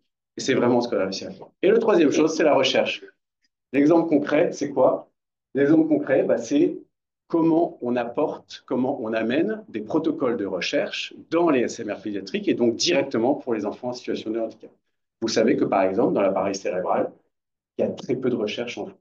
Quand vous regardez l'Australie, quand vous regardez les États-Unis, il y a des réseaux de recherche clinique pour l'appareil cérébral. Ils sont où aujourd'hui en France, ces réseaux-là?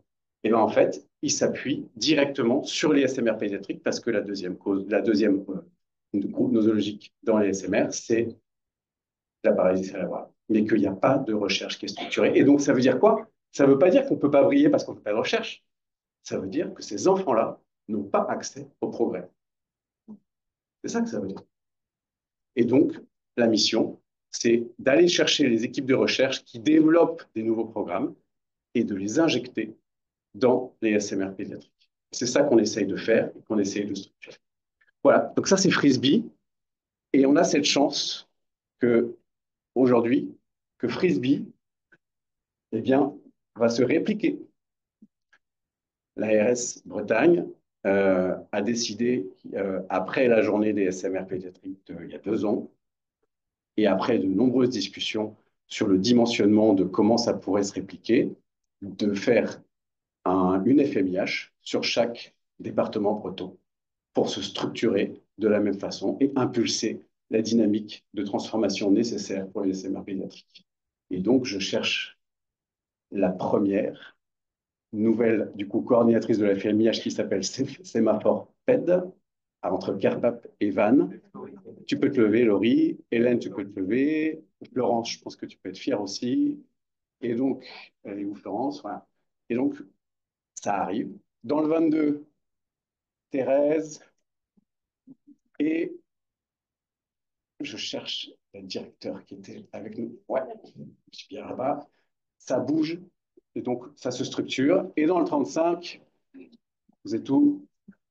Là, ça se structure aussi et on sait que du coup, on va avoir un nouveau projet et peut-être même une nouvelle offre de SMR pédiatrique qui va arriver à côté de Saint-Malo parce qu'il y a cette dynamique.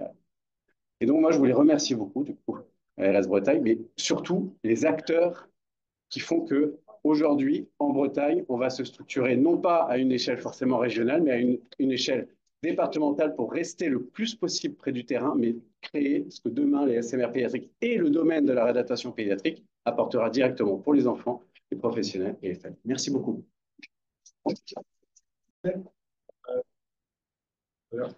Donc, on va faire la présentation à 3 voix. Donc, Dr Hélène Le Tallec, médecin MPR à Carpap et médecin coordinatrice de SEMAFA, nouvelle fédé, SEMAFA, dans le Nord. Et Jocelyn Desmas, qui est maître de conférence aux universités d'Angers, et moi-même, Rodolphe Bailly, qui suis chercheur à la Fondation EDIS et au Biotel à Brest. Donc, le premier enjeu pour nous, ça a été de se mettre d'accord sur une définition. Ça marche. C'est bon, c'est bon, c'est bon. Donc, on s'est mis d'accord tous les trois sur une définition de thérapie intensive ou intensifiée. Ce n'est pas une définition qui a valeur de consensus en dehors de nous trois. Mais voilà, il fallait d'abord qu'on se mette d'accord là-dessus. Donc, on a établi ça que c'est tout programme de réadaptation qui vise à augmenter la quantité de réadaptation proposée aux enfants. Vous voyez qu'on ne s'est pas trop foulé non plus dans la définition. Et à leur famille. Et surtout, on n'a pas axé sur une cible spécifique de ces thérapies intensives, que, par exemple la motricité. On voulait vraiment avoir un éventail complet. C'est la première chose qu'on va vous présenter, en l'occurrence Hélène, l'état des lieux des pratiques cliniques intensives ou intensifiées dans nos régions. Merci Rodolphe. Donc cet état des lieux a été réalisé en en envoyant un questionnaire en ligne. Ce questionnaire, c'est un Google Form. Il y avait de possibilités de répondre de 38 à 128 questions en fonction du nombre de programmes que l'on propose dans son centre. Donc, il a été envoyé en juin. Et l'idée était de toucher toutes les structures sanitaires et médico-sociales des régions Bretagne et Pays de Loire. Donc, la cartographie des répondants, on a eu 12 répondants, 3 en Pays de Loire et 9 en Bretagne. Quand on regarde la distribution de ces répondants, il y avait 9 médecins de MPR, 2 kinésithérapeutes et 1 ergothérapeute. Quand on va plus loin en regardant où ils travaillent, donc c'était des structures médico-sociales pour 3 d'entre eux, un CAMS et 2 CESAD, et pour 9 d'entre eux, structures sanitaires, SMR pédiatriques. Donc le premier constat de cette enquête, c'est que l'intensification est présente dans tout le territoire et qu'il existe une grande diversité de programmes. Et donc là, on a listé pour vous donner un ordre d'idée de ce que l'on a pu voir dans ces réponses. Et c'est hyper intéressant parce qu'on voit qu'il y a beaucoup d'inventivité, stage horizon, stage vélo, magique, boost, il y en a beaucoup. Le nombre de programmes diffère en fonction des structures. On a dans 2 structures plus de 4 formats, mais on a aussi un format dans une structure. Et puis vous allez voir que la distribution est assez hétérogène. Le modèle maintenant concernant ces structurations et ces modèles de thérapie. Donc, on a pour 12 programmes la théorie de l'apprentissage moteur, pour 7 le shaping, et on voit aussi d'autres choses comme le métayer pour 2 programmes. Quand on regarde les modèles de thérapie proposés, c'est quand même beaucoup des rééducations motrices, avec notamment en premier des stages fonctionnels et des entraînements fonctionnels moteurs globaux. Vous voyez, signe, bimanuel, habituel. Maintenant, quand on parle d'intensivité, on parle toujours de durée, d'intensité et de dose de programme. Donc, on les a un peu détaillés. Concernant la durée, la moitié de ces programmes étaient entre 5 et 10 jours. Concernant l'intensité, on voit bien que le grand gagnant, c'est de 3 à 5 heures par jour pour 16 des 28 programmes relevés dans nos questionnaires. Et enfin, quand on regarde la dose totale, là, c'est un peu plus difficile d'avoir un message clair. C'est très variable, mais on a quand même 4 programmes qui sont très intensifs avec plus de 50 heures. Maintenant, je vais vous parler du nombre moyen d'enfants regroupés. Donc là encore, il y a un grand gagnant, c'est entre 2 et 5 enfants pour 20 des 28 programmes. Donc on a quand même 6 programmes avec un seul enfant concerné et 2 programmes entre 6 et 10 enfants. La description des enfants, donc le grand gagnant, c'est la paralysie cérébrale, avec 55% de la population. Mais vient ensuite le traumatisme crânien, trouble du neurodéveloppement, maladie neuromusculaire, accident vasculaire cérébral, scoliose et autres. Concernant l'âge, c'est l'âge scolaire qui est prioritaire avec 40% de la population, mais vient ensuite l'adolescent, 33%, et l'âge préscolaire de 2 à 5 ans, 25%, les nourrissons étant représentés à 2%. Concernant les ressources humaines, on voit bien qu'on tend à aller sur du 1 pour 1, mais que c'est difficile. On a 13 programmes avec un encadrement de 0,5 à 1 pour un enfant. Et on arrive à 7 programmes de 1 à 1,5. Ce qui était important, c'est de dire que 7 établissements sur 12 reçoivent systématiquement des stagiaires, ce qui peut aider à renforcer ces moyens humains dans ces stages intensifs. Concernant les professionnels engagés, en fait, tout le monde est engagé, avec évidemment kinésithérapeute, ergothérapeute comme métiers principaux, mais évidemment, il y a médecin, enseignant à pas, éducateur, infirmier, psychologue, clerc, etc. Et l'intervention des parents a été notée dans 4 des établissements sur 12 qui nous ont répondu, avec des parents qui interviennent dans le programme. Maintenant, un petit focus sur les évaluations. Donc, les évaluations sont en co-construction avec les équipes adresseuses dans 9 structures sur 12. Et le temps d'évaluation, vous allez voir là aussi, en gros, on a 11 programmes où l'évaluation est inférieure à 2 heures. Ça fait partie d'ailleurs des axes d'amélioration que les équipes ont notés après. On a quand même 3 programmes qui nécessitent plus de 7 heures d'évaluation pré- et post-stage. Mais c'est variable. Alors, les axes d'amélioration ont été nombreux. Ce que l'on peut relever, c'est que les équipes manquent de temps pour évaluer, pour coordonner, pour mieux structurer. Les équipes nous parlent aussi de coordination avec les familles. On travaille en amont et en aval avec les familles. On nous a aussi donc, parlé de déterminer un objectif, d'utiliser des outils, d'implémenter des GAS. Voilà, donc on parle de temps et de moyens humains beaucoup. Enfin, en plus des programmes de réadaptation motrice intensive, proposez-vous un autre format de programme de réadaptation, donc 7 répondants, donc 43% de oui, et il s'agissait pour la plupart d'éducation thérapeutique, de programmes sur l'oralité, de programmes sur la communication, l'obésité ou la participation. Voilà pour ce questionnaire. Je passe maintenant la parole à mon collègue Jocelyn Desmar. Merci beaucoup. Après avoir fait cet état des lieux, on a surtout voulu investiguer quelles pouvaient être les barrières et les leviers à finalement l'implantation de ces thérapies en pratique courante à l'échelle du territoire. Pour cela, on a changé de méthodologie et donc on a décidé de faire des focus group qui sont des entretiens semi-dirigés à partir d'une grille d'entretien qui a été conçu sur le modèle QCFIR, qui est un modèle qui permet d'investiguer les processus d'implantation de nouvelles thérapies ensemble. Et pendant ces 3 focus group, on a interviewé 17 professionnels interviewés. Donc déjà, pour remercier ces 17 professionnels d'avoir accepté de nous aider. Et parmi ces 17 professionnels, on a en fait on a différencié 2 groupes. Un groupe des professionnels cliniciens de la réadaptation qui sont très proches des enfants et de leurs familles, donc cliniciens et cadres. Et puis on avait un autre groupe qui était plutôt un groupe des directions qui était impliqué dans l'implantation de ces thérapies.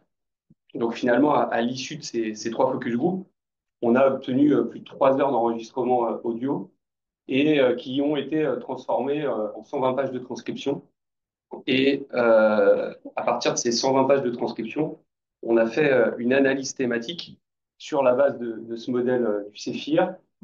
Donc, on a pu faire ça grâce à l'aide de Juliette qui est ici et qui est finalement un évaluateur indépendant et qui n'est pas impliqué dans la mise en place de thérapie intensive. Et donc, je vais en fait finalement vous présenter les principaux résultats qui sortent de ces entretiens. D'abord, vous voyez qu'on a un vrai problème sur la définition de ces thérapies intensives. En fait, ce qui est assez intéressant, c'est de noter que finalement, quand on parle de thérapie intensive, tout le monde pense savoir de quoi on parle, et en tout cas, tout le monde en a entendu parler. Donc, tous les interviewés, alors évidemment, il y a un biais de sélection, c'est que s'ils sont venus, c'est qu'ils s'étaient intéressés. Mais en tout cas, tout le monde savait de quoi on parlait.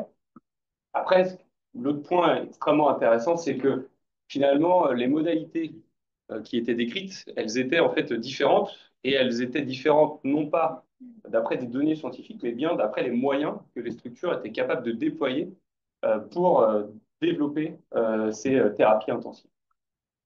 Et les professionnels qu'on a interviewés, finalement, avaient des thérapies intensives qui étaient principalement centrées sur la fonction motrice, avec des centres qui ont développé des thérapies habitives, de contraintes induites, des programmes d'entraînement à la marche et au vélo. Et puis, un autre point aussi qui est ressorti dans ces entretiens, c'est que on voit finalement un développement de ces pratiques depuis ces 5 dernières années. Et puis, on voit aussi des structures qui ont commencé à s'intéresser à cette modalité de pratique il y a quelques années et qui, finalement, sont en train de rentrer dans un process de maturation de ces thérapies. On voit ici un verbatim où le professionnel décrit des stages de thérapie du MAMSUP qui ont été historiquement installés durant l'été. Et puis, depuis quelques années, on s'est engagé dans des thérapies intensives personnalisées, centrées sur l'objectif de façon beaucoup plus concrète. Et donc, on voit ici un phénomène un peu de professionnalisation sur ce phénomène de thérapie intensive. Après, ce qui soutient finalement, on s'est intéressé aux avantages qui étaient perçus par les équipes sur ces thérapies intensives. Donc, qui était commun autant sur les groupes de direction que sur les groupes de professionnels, c'est que ce qui soutient et l'avantage qui est perçu, c'est le bénéfice pour les patients et pour les enfants. Donc ça, c'est ce qui ressort de manière prédominante, ce qui est décrit par les équipes. Et donc, vous voyez, le verbatim, ça répond plus aux attentes des enfants et des familles, ça les remet au centre de la rééducation et ça les rend vraiment acteurs. Et puis, un deuxième point qui est quand même plutôt extrêmement rassurant, c'est que finalement, les professionnels, ils veulent s'aligner avec les connaissances de la littérature. Et donc, en fait, un des avantages qu'ils perçoivent dans la mise en place de ces thérapies, c'est de s'aligner avec les connaissances d'efficacité qu'on a dans la littérature. Donc, ça, c'est vraiment un élément qui est un avantage qui est décrit par les professionnels.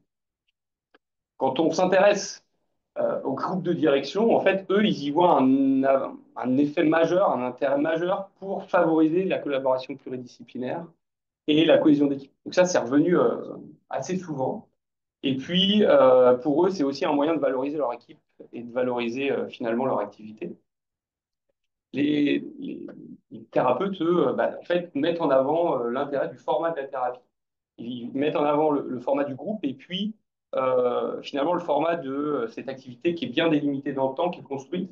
Et donc, finalement, cette construction est perçue comme un avantage. Puis, en fait, l'élément clé qui est revenu très, très souvent, c'est que finalement, c'est des thérapies qui répondent à des objectifs qui sont définis avec l'enfant et pour lesquels on va avoir un effet concret en fin de prise en charge. Et donc ça, c'était un avantage qui a été très, très décrit par les professionnels intéressés. Il y a des résultats qui sont mesurés, mesurables tout de suite auprès des enfants, et ça donne une dynamique. Ça, c'est vraiment des éléments qu'on a pu retrouver dans ces entretiens. Qu'est-ce qui permet maintenant? Qu'est-ce qui finalement incite l'implantation de ces thérapies?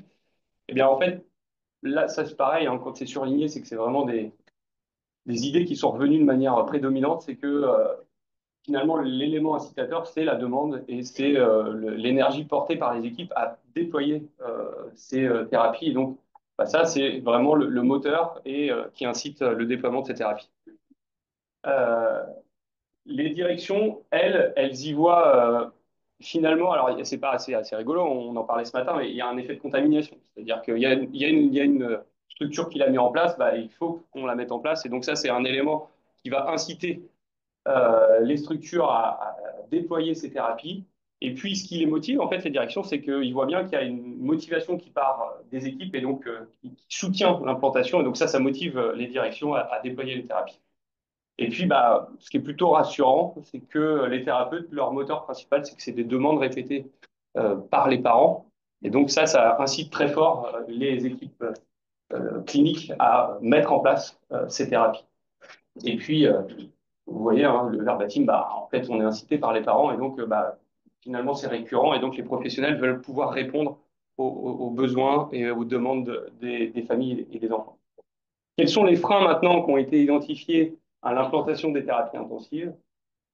Alors, le frein majeur qui va être retrouvé à l'échelle des deux groupes, c'est la compatibilité de ces organisations de thérapie intensive avec les organisations historiques de services, avec finalement le nombre de séances qui va être donné dans les structures. Et puis, ces changements où finalement, il va falloir apporter beaucoup finalement de moyens dans un temps très court. Et donc, comment on s'adapte et comment on rend flexible ces organisations qui sont finalement installées depuis un certain nombre d'années.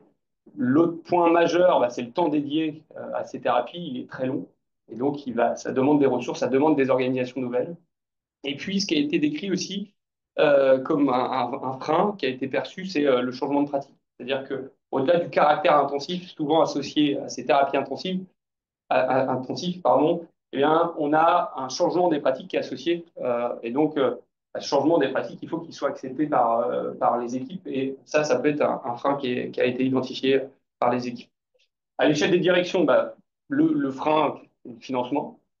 Et puis, un autre frein qui est assez intéressant à noter, c'est que pour les équipes qui l'ont mis en place depuis plus longtemps, c'est un manque de motivation à long terme.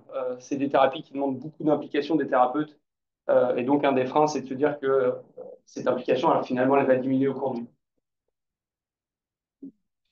À l'inverse, les thérapeutes, eux, ils décrivent plutôt une méfiance des directions. Et donc, ils pensent que cette méfiance des directions, ça peut être une limite à l'implantation des thérapies, avec des directions qui peuvent être un peu frileuses, et en particulier du rapport bénéfice-intervention, et est-ce que c'est vraiment efficace? Et puis, évidemment, les thérapeutes aussi reconnaissent la difficulté par rapport au coût de ces thérapies, au coût financier et au coût en termes humains d'investissement sur des temps très courts.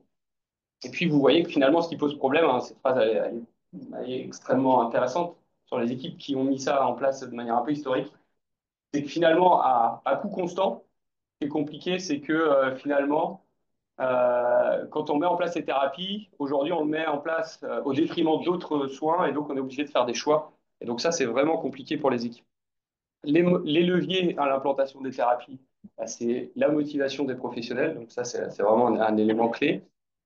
Les leviers identifiés, c'est évidemment le financement, et puis c'est la demande des thérapeutes et des équipes de pouvoir se renforcer de manière ponctuelle pour répondre à ces besoins en faisant appel à des professionnels du territoire ou des étudiants. Les stratégies qui sont identifiées comme facilitant la mise en place de ces thérapies, ça va être de favoriser le partenariat à l'échelle d'un territoire pour aller chercher les ressources et pour aller soutenir ce développement-là et pour être efficient, chercher des financements. Donc on retrouve cette idée de développer des partenariats et puis surtout aussi pour accompagner le changement de pratique et bien accompagner la formation des équipes. Ce qui est reconnu comme stratégie prioritaire pour les équipes, c'est plutôt de valoriser et reconnaître financièrement ce modèle de thérapie. Je vais laisser le micro à Rodolphe. Alors, du coup, je vais passer cette slide. Alors, effectivement, l'un des objectifs du groupe de travail est maintenant, qu'est-ce qu'on en fait, tout ça, de cet état des lieux et de ces barrières. Euh, Compliqué de parler de l'intensification sans parler très rapidement de Team Co. Je n'ai pas besoin de redire ce que c'est que l'article 51, Mathilde l'a fait très bien ce matin.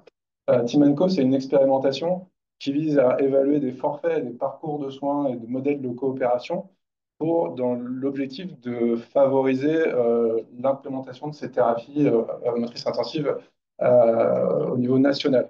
Mais ça s'adresse aux enfants avec paralysie cérébrale, d'une part, et puis ça s'adresse à des modèles de thérapie qui suivent les recommandations de l'HAS. Or, on a vu dans l'état des lieux qu'il y a une forte envie des thérapeutes de proposer cette intensification de thérapie selon plein de modèles différents et à des populations d'enfants différentes. Donc, ça ne peut pas répondre à tout. Alors, du coup, on a fait dans notre groupe de travail des propositions à trois niveaux. Au niveau des professionnels de la réadaptation. Donc, j'ai remis ici les facilitateurs et puis surtout les barrières qui ont été levées pour soutenir les professionnels dans la mise en place de ces pratiques. Jocelyn l'a dit, donc le premier c'était le changement de pratique professionnelle, la formation des professionnels, et puis on a rajouté, même si c'est pas sorti du focus group, parce que c'est quelque chose qui nous est apparu comme étant important, c'est le grand éventail de formats qui est proposé actuellement. Vous avez vu dans l'une des premières slides d'Hélène.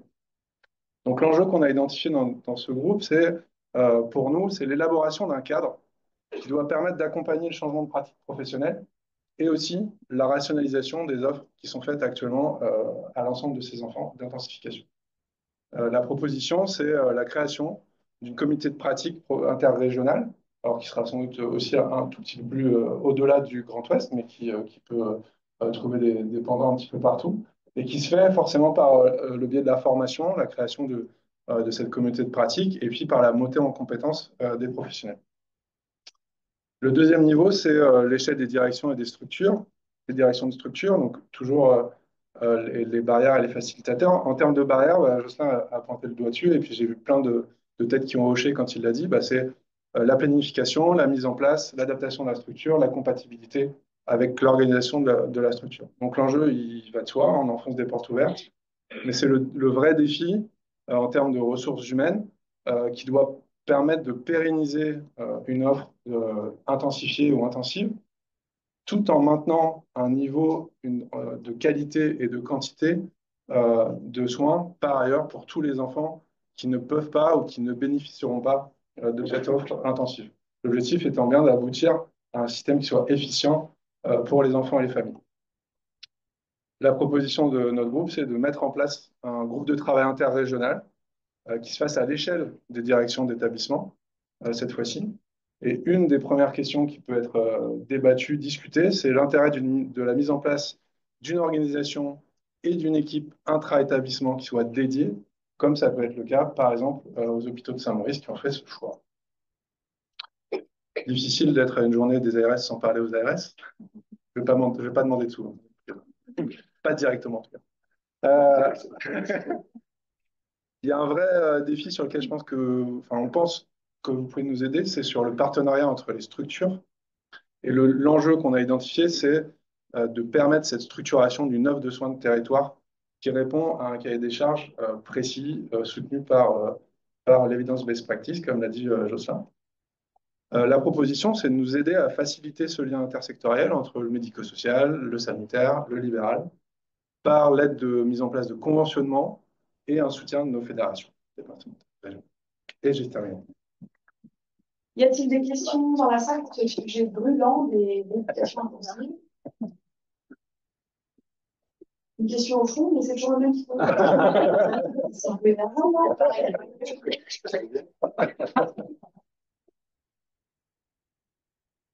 C'est une question pour les trois orateurs. Merci pour cette présentation. Par rapport à nos organisations de soins, est-ce que vous faites une différence entre la rééducation intensive et l'intensification de la rééducation?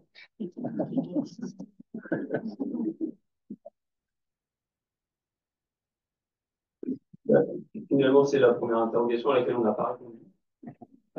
C'est volontaire, c'est-à-dire qu'il y a sans doute aussi un vrai besoin de définir de quoi on parle.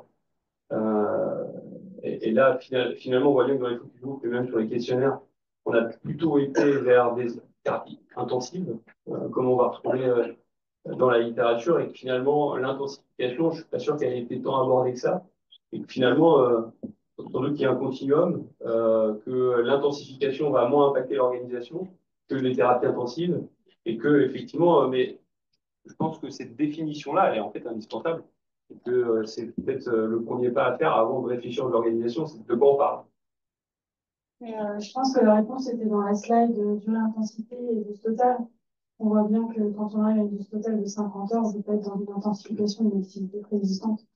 Donc on voit bien qu'à ce questionnaire, ont répondu les gens qui font une intensification, mais qui font aussi des stages intensifs.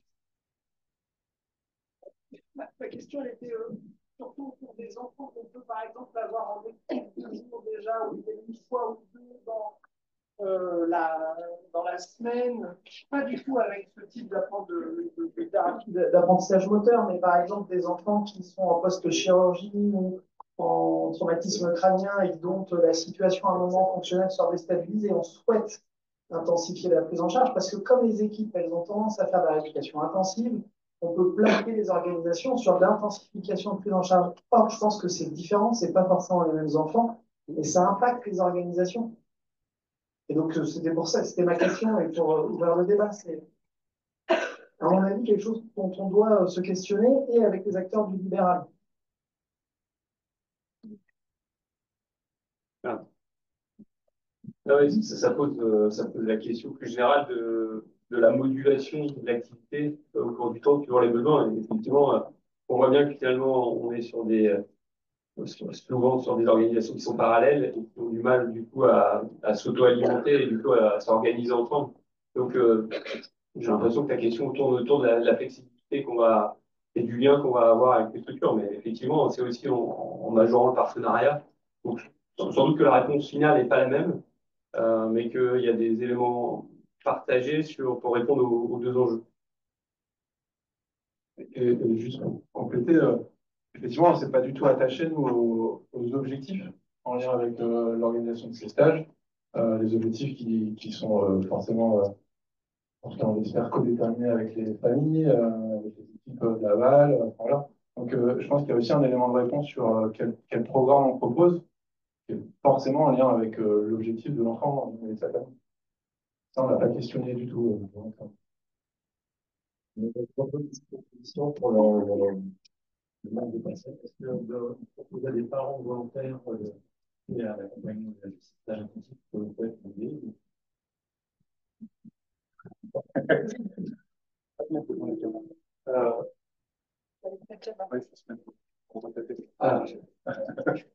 Alors, voilà,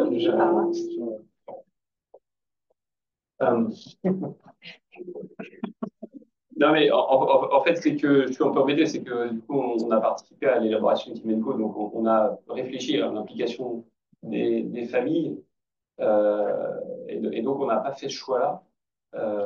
On a fait le choix, et on souhaite, c'est en fait un vrai enjeu, parce qu'il y a des vrais Il y a des vrais enjeux sur la formation des familles partenaires, sur la rémunération des familles partenaires. Donc là, dans le cadre de Team Co, il y a toutes ces questions-là qui sont en jeu. Le choix qu'on a fait dans Team Co, c'est d'impliquer les familles partenaires dans toutes les strates de décision. Et donc, ils vont participer, et ils participent déjà à l'accompagnement des autres familles, au RCP national, au RCP local. Donc, on souhaite et on promeut la participation des familles. On ne les a pas positionnés dans un modèle d'intervention. On les a positionnés dans un modèle d'accompagnement de leur père, dans un modèle d'accompagnement des décisions. Mais on ne les a pas positionnés dans un modèle d'intervention. Effectivement, c'est une option, mais qu'on n'a pas souhaité encourager. Juste pour compléter, parce que là, effectivement, on parle d'implantation, donc on parle de la prévie, donc la prévie dans les vrais services. À l'échelle recherche, c'est des questions qu'on se pose aussi, les chercheurs, avec Jocelyn, tous les deux.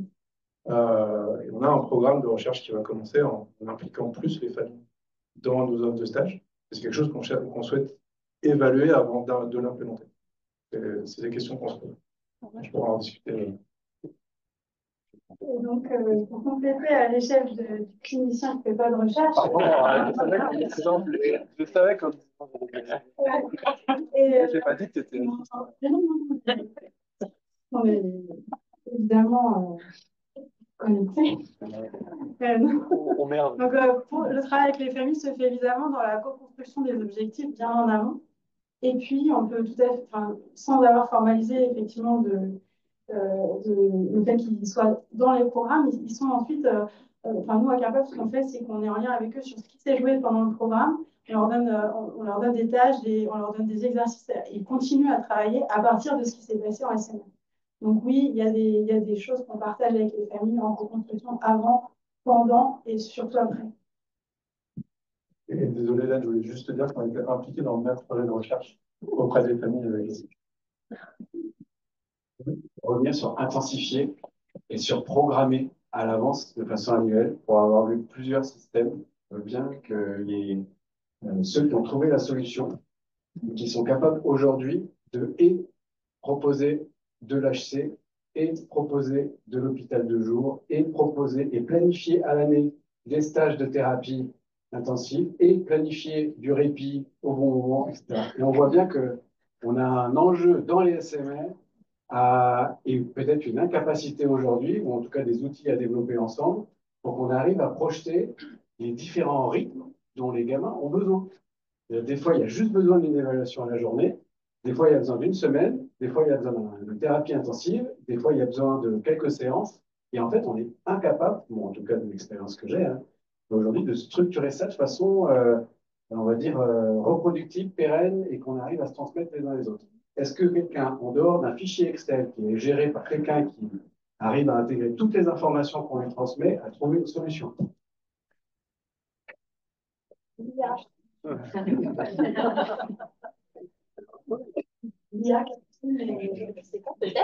Là, il y a une solution. Il y a une solution. Je ne dis pas qu'il y a une solution, mais il se trouve qu'il y a une expérimentation régionale pour implanter les stages intensifs qui est en place en Île-de-France depuis 1 an et que donc on a bénéficié d'un financement à Saint-Maurice et dans 3 autres centres aussi d'Île-de-France. Donc nous, par exemple, on a 250 000 € par an pendant 4 ans. On s'est engagé dans ce qu'on a rédigé à prendre en stage 6 stages de 6 enfants par an. Et on a décidé de mettre tout ce qu'on avait touché sur le recrutement de thérapeutes. On a 4 thérapeutes qu'on a pu recruter, 2 kinés, 2 ergos. Et on avait compté initialement un peu le recrutement qu'il y aurait 4 plus 2 autres qu'on prendrait dans les services pour pas trop désorganiser l'activité, pour réaliser les stages, sauf qu'on n'avait pas pensé qu'il y avait des superviseurs. Bon. Mais en tout cas, on a les stages qui reviennent, donc on a trouvé à les caler sur à chaque fois une semaine vacances scolaires, une semaine pas vacances scolaires. On a nos 4 thérapeutes qu'on a recrutés qui sont permanents et qui sont super occupés, surtout 2 pour les bilans pré et post, des bilans à 3 mois, 1 an, 1 an. Et ensuite, on prélève dans chacun des services un kiné, un ergo, par exemple. Donc c'est vrai que c'est un casse-tête terrible, parce que donc, le stage a lieu, ça roule, mais on essaie de faire en sorte qu'il y ait le moins possible de séances qui sautent pour les autres. Et donc là, on est dans cette expérimentation. Ce qu'on fait en ce moment, c'est aussi compter le nombre de séances qu'on côté. Voilà, parce qu'en plus, ils font des heures aussi quand ils font le stage, donc après, en plus, ils ont des jours de récup. Donc ça fait presque 3 semaines où il manque des thérapeutes dans les services. Et on ne veut pas effectivement pénaliser les autres. Donc il y a certaines activités qui se font plus en groupe, certains patients qui ont moins de rééducation, mais on essaie de ne pas annuler des venues. Et bon, on a 3 ans encore pour améliorer le système, mais c'est pas encore optimal. Mais de stage en stage, on essaie d'améliorer certains aspects de l'organisation. Donc, plutôt une équipe dédiée. Oui. Oui, alors on a une équipe dédiée plus, et ah oui, puis en plus, comme pour chaque enfant, il y a un professionnel, mais il y a aussi, donc on essaie aussi en amont d'avoir des stagiaires kinés, ergo. On a aussi certains aides-soignants de l'hôpital des Eaux qui sont hyper impliqués, motivés, qui participent. Donc on a entre 1,5 et 2 effectivement, adultes par enfant, et c'est pas ça qu'on avait non plus complètement anticipé. Donc, dont on essaie de faire en sorte qu'il y ait quelques stagiaires, mais des fois c'est pas la bonne période, quelques aides-soignants et des thérapeutes. Et une fois on a eu un interne, une fois on a eu un appart. Enfin, je veux dire, on fait... Juste pour compléter, d'un point de vue ressenti, et ça m'engage que moi, mais j'ai l'impression aussi que dans plein de structures, ça reste des projets qui sont gérés par des gens indépendants, voilà, qui font de la gestion de projet, et qui du coup s'organisent un peu aussi de façon indépendante. Et il n'y a pas encore cette organisation à l'échelle structurelle, et donc j'espère que ça va arriver. Et moi, ça marche? Non. Ça marche là? Non, mais prends-le. J'ai une question pour la réunion. Du coup, quand il y a une équipe dédiée, donc hors les stages, est-ce que cette équipe dédiée, est-ce que les professionnels repassent en secteur conventionnel? La dernière question. Alors, les deux qui occupent le rôle de superviseur, en fait, ils coordonnent vraiment ton mission de la plaquette, communiquer avec les CESAC, les CAMS, et ils font les bilans pré, les bilans post, voilà. Donc, eux, ils sont à peu près accaparés par ça. Et les deux autres sont dans les services et ils sont prélevés au moment des stages. Mais le reste du temps, ils prennent en charge des patients. Mais du coup, donc, ça a fait un plus dans l'équipe. Alors, bah, ils ont un kiné de plus, par exemple. Mais tout d'un coup, on leur enlève. Alors, du coup, quand on leur enlève, j'ai l'impression qu'ils sont moins. Alors qu'en fait, quand même, ils sont plus au départ. Mais c'est juste une modulation dans le temps.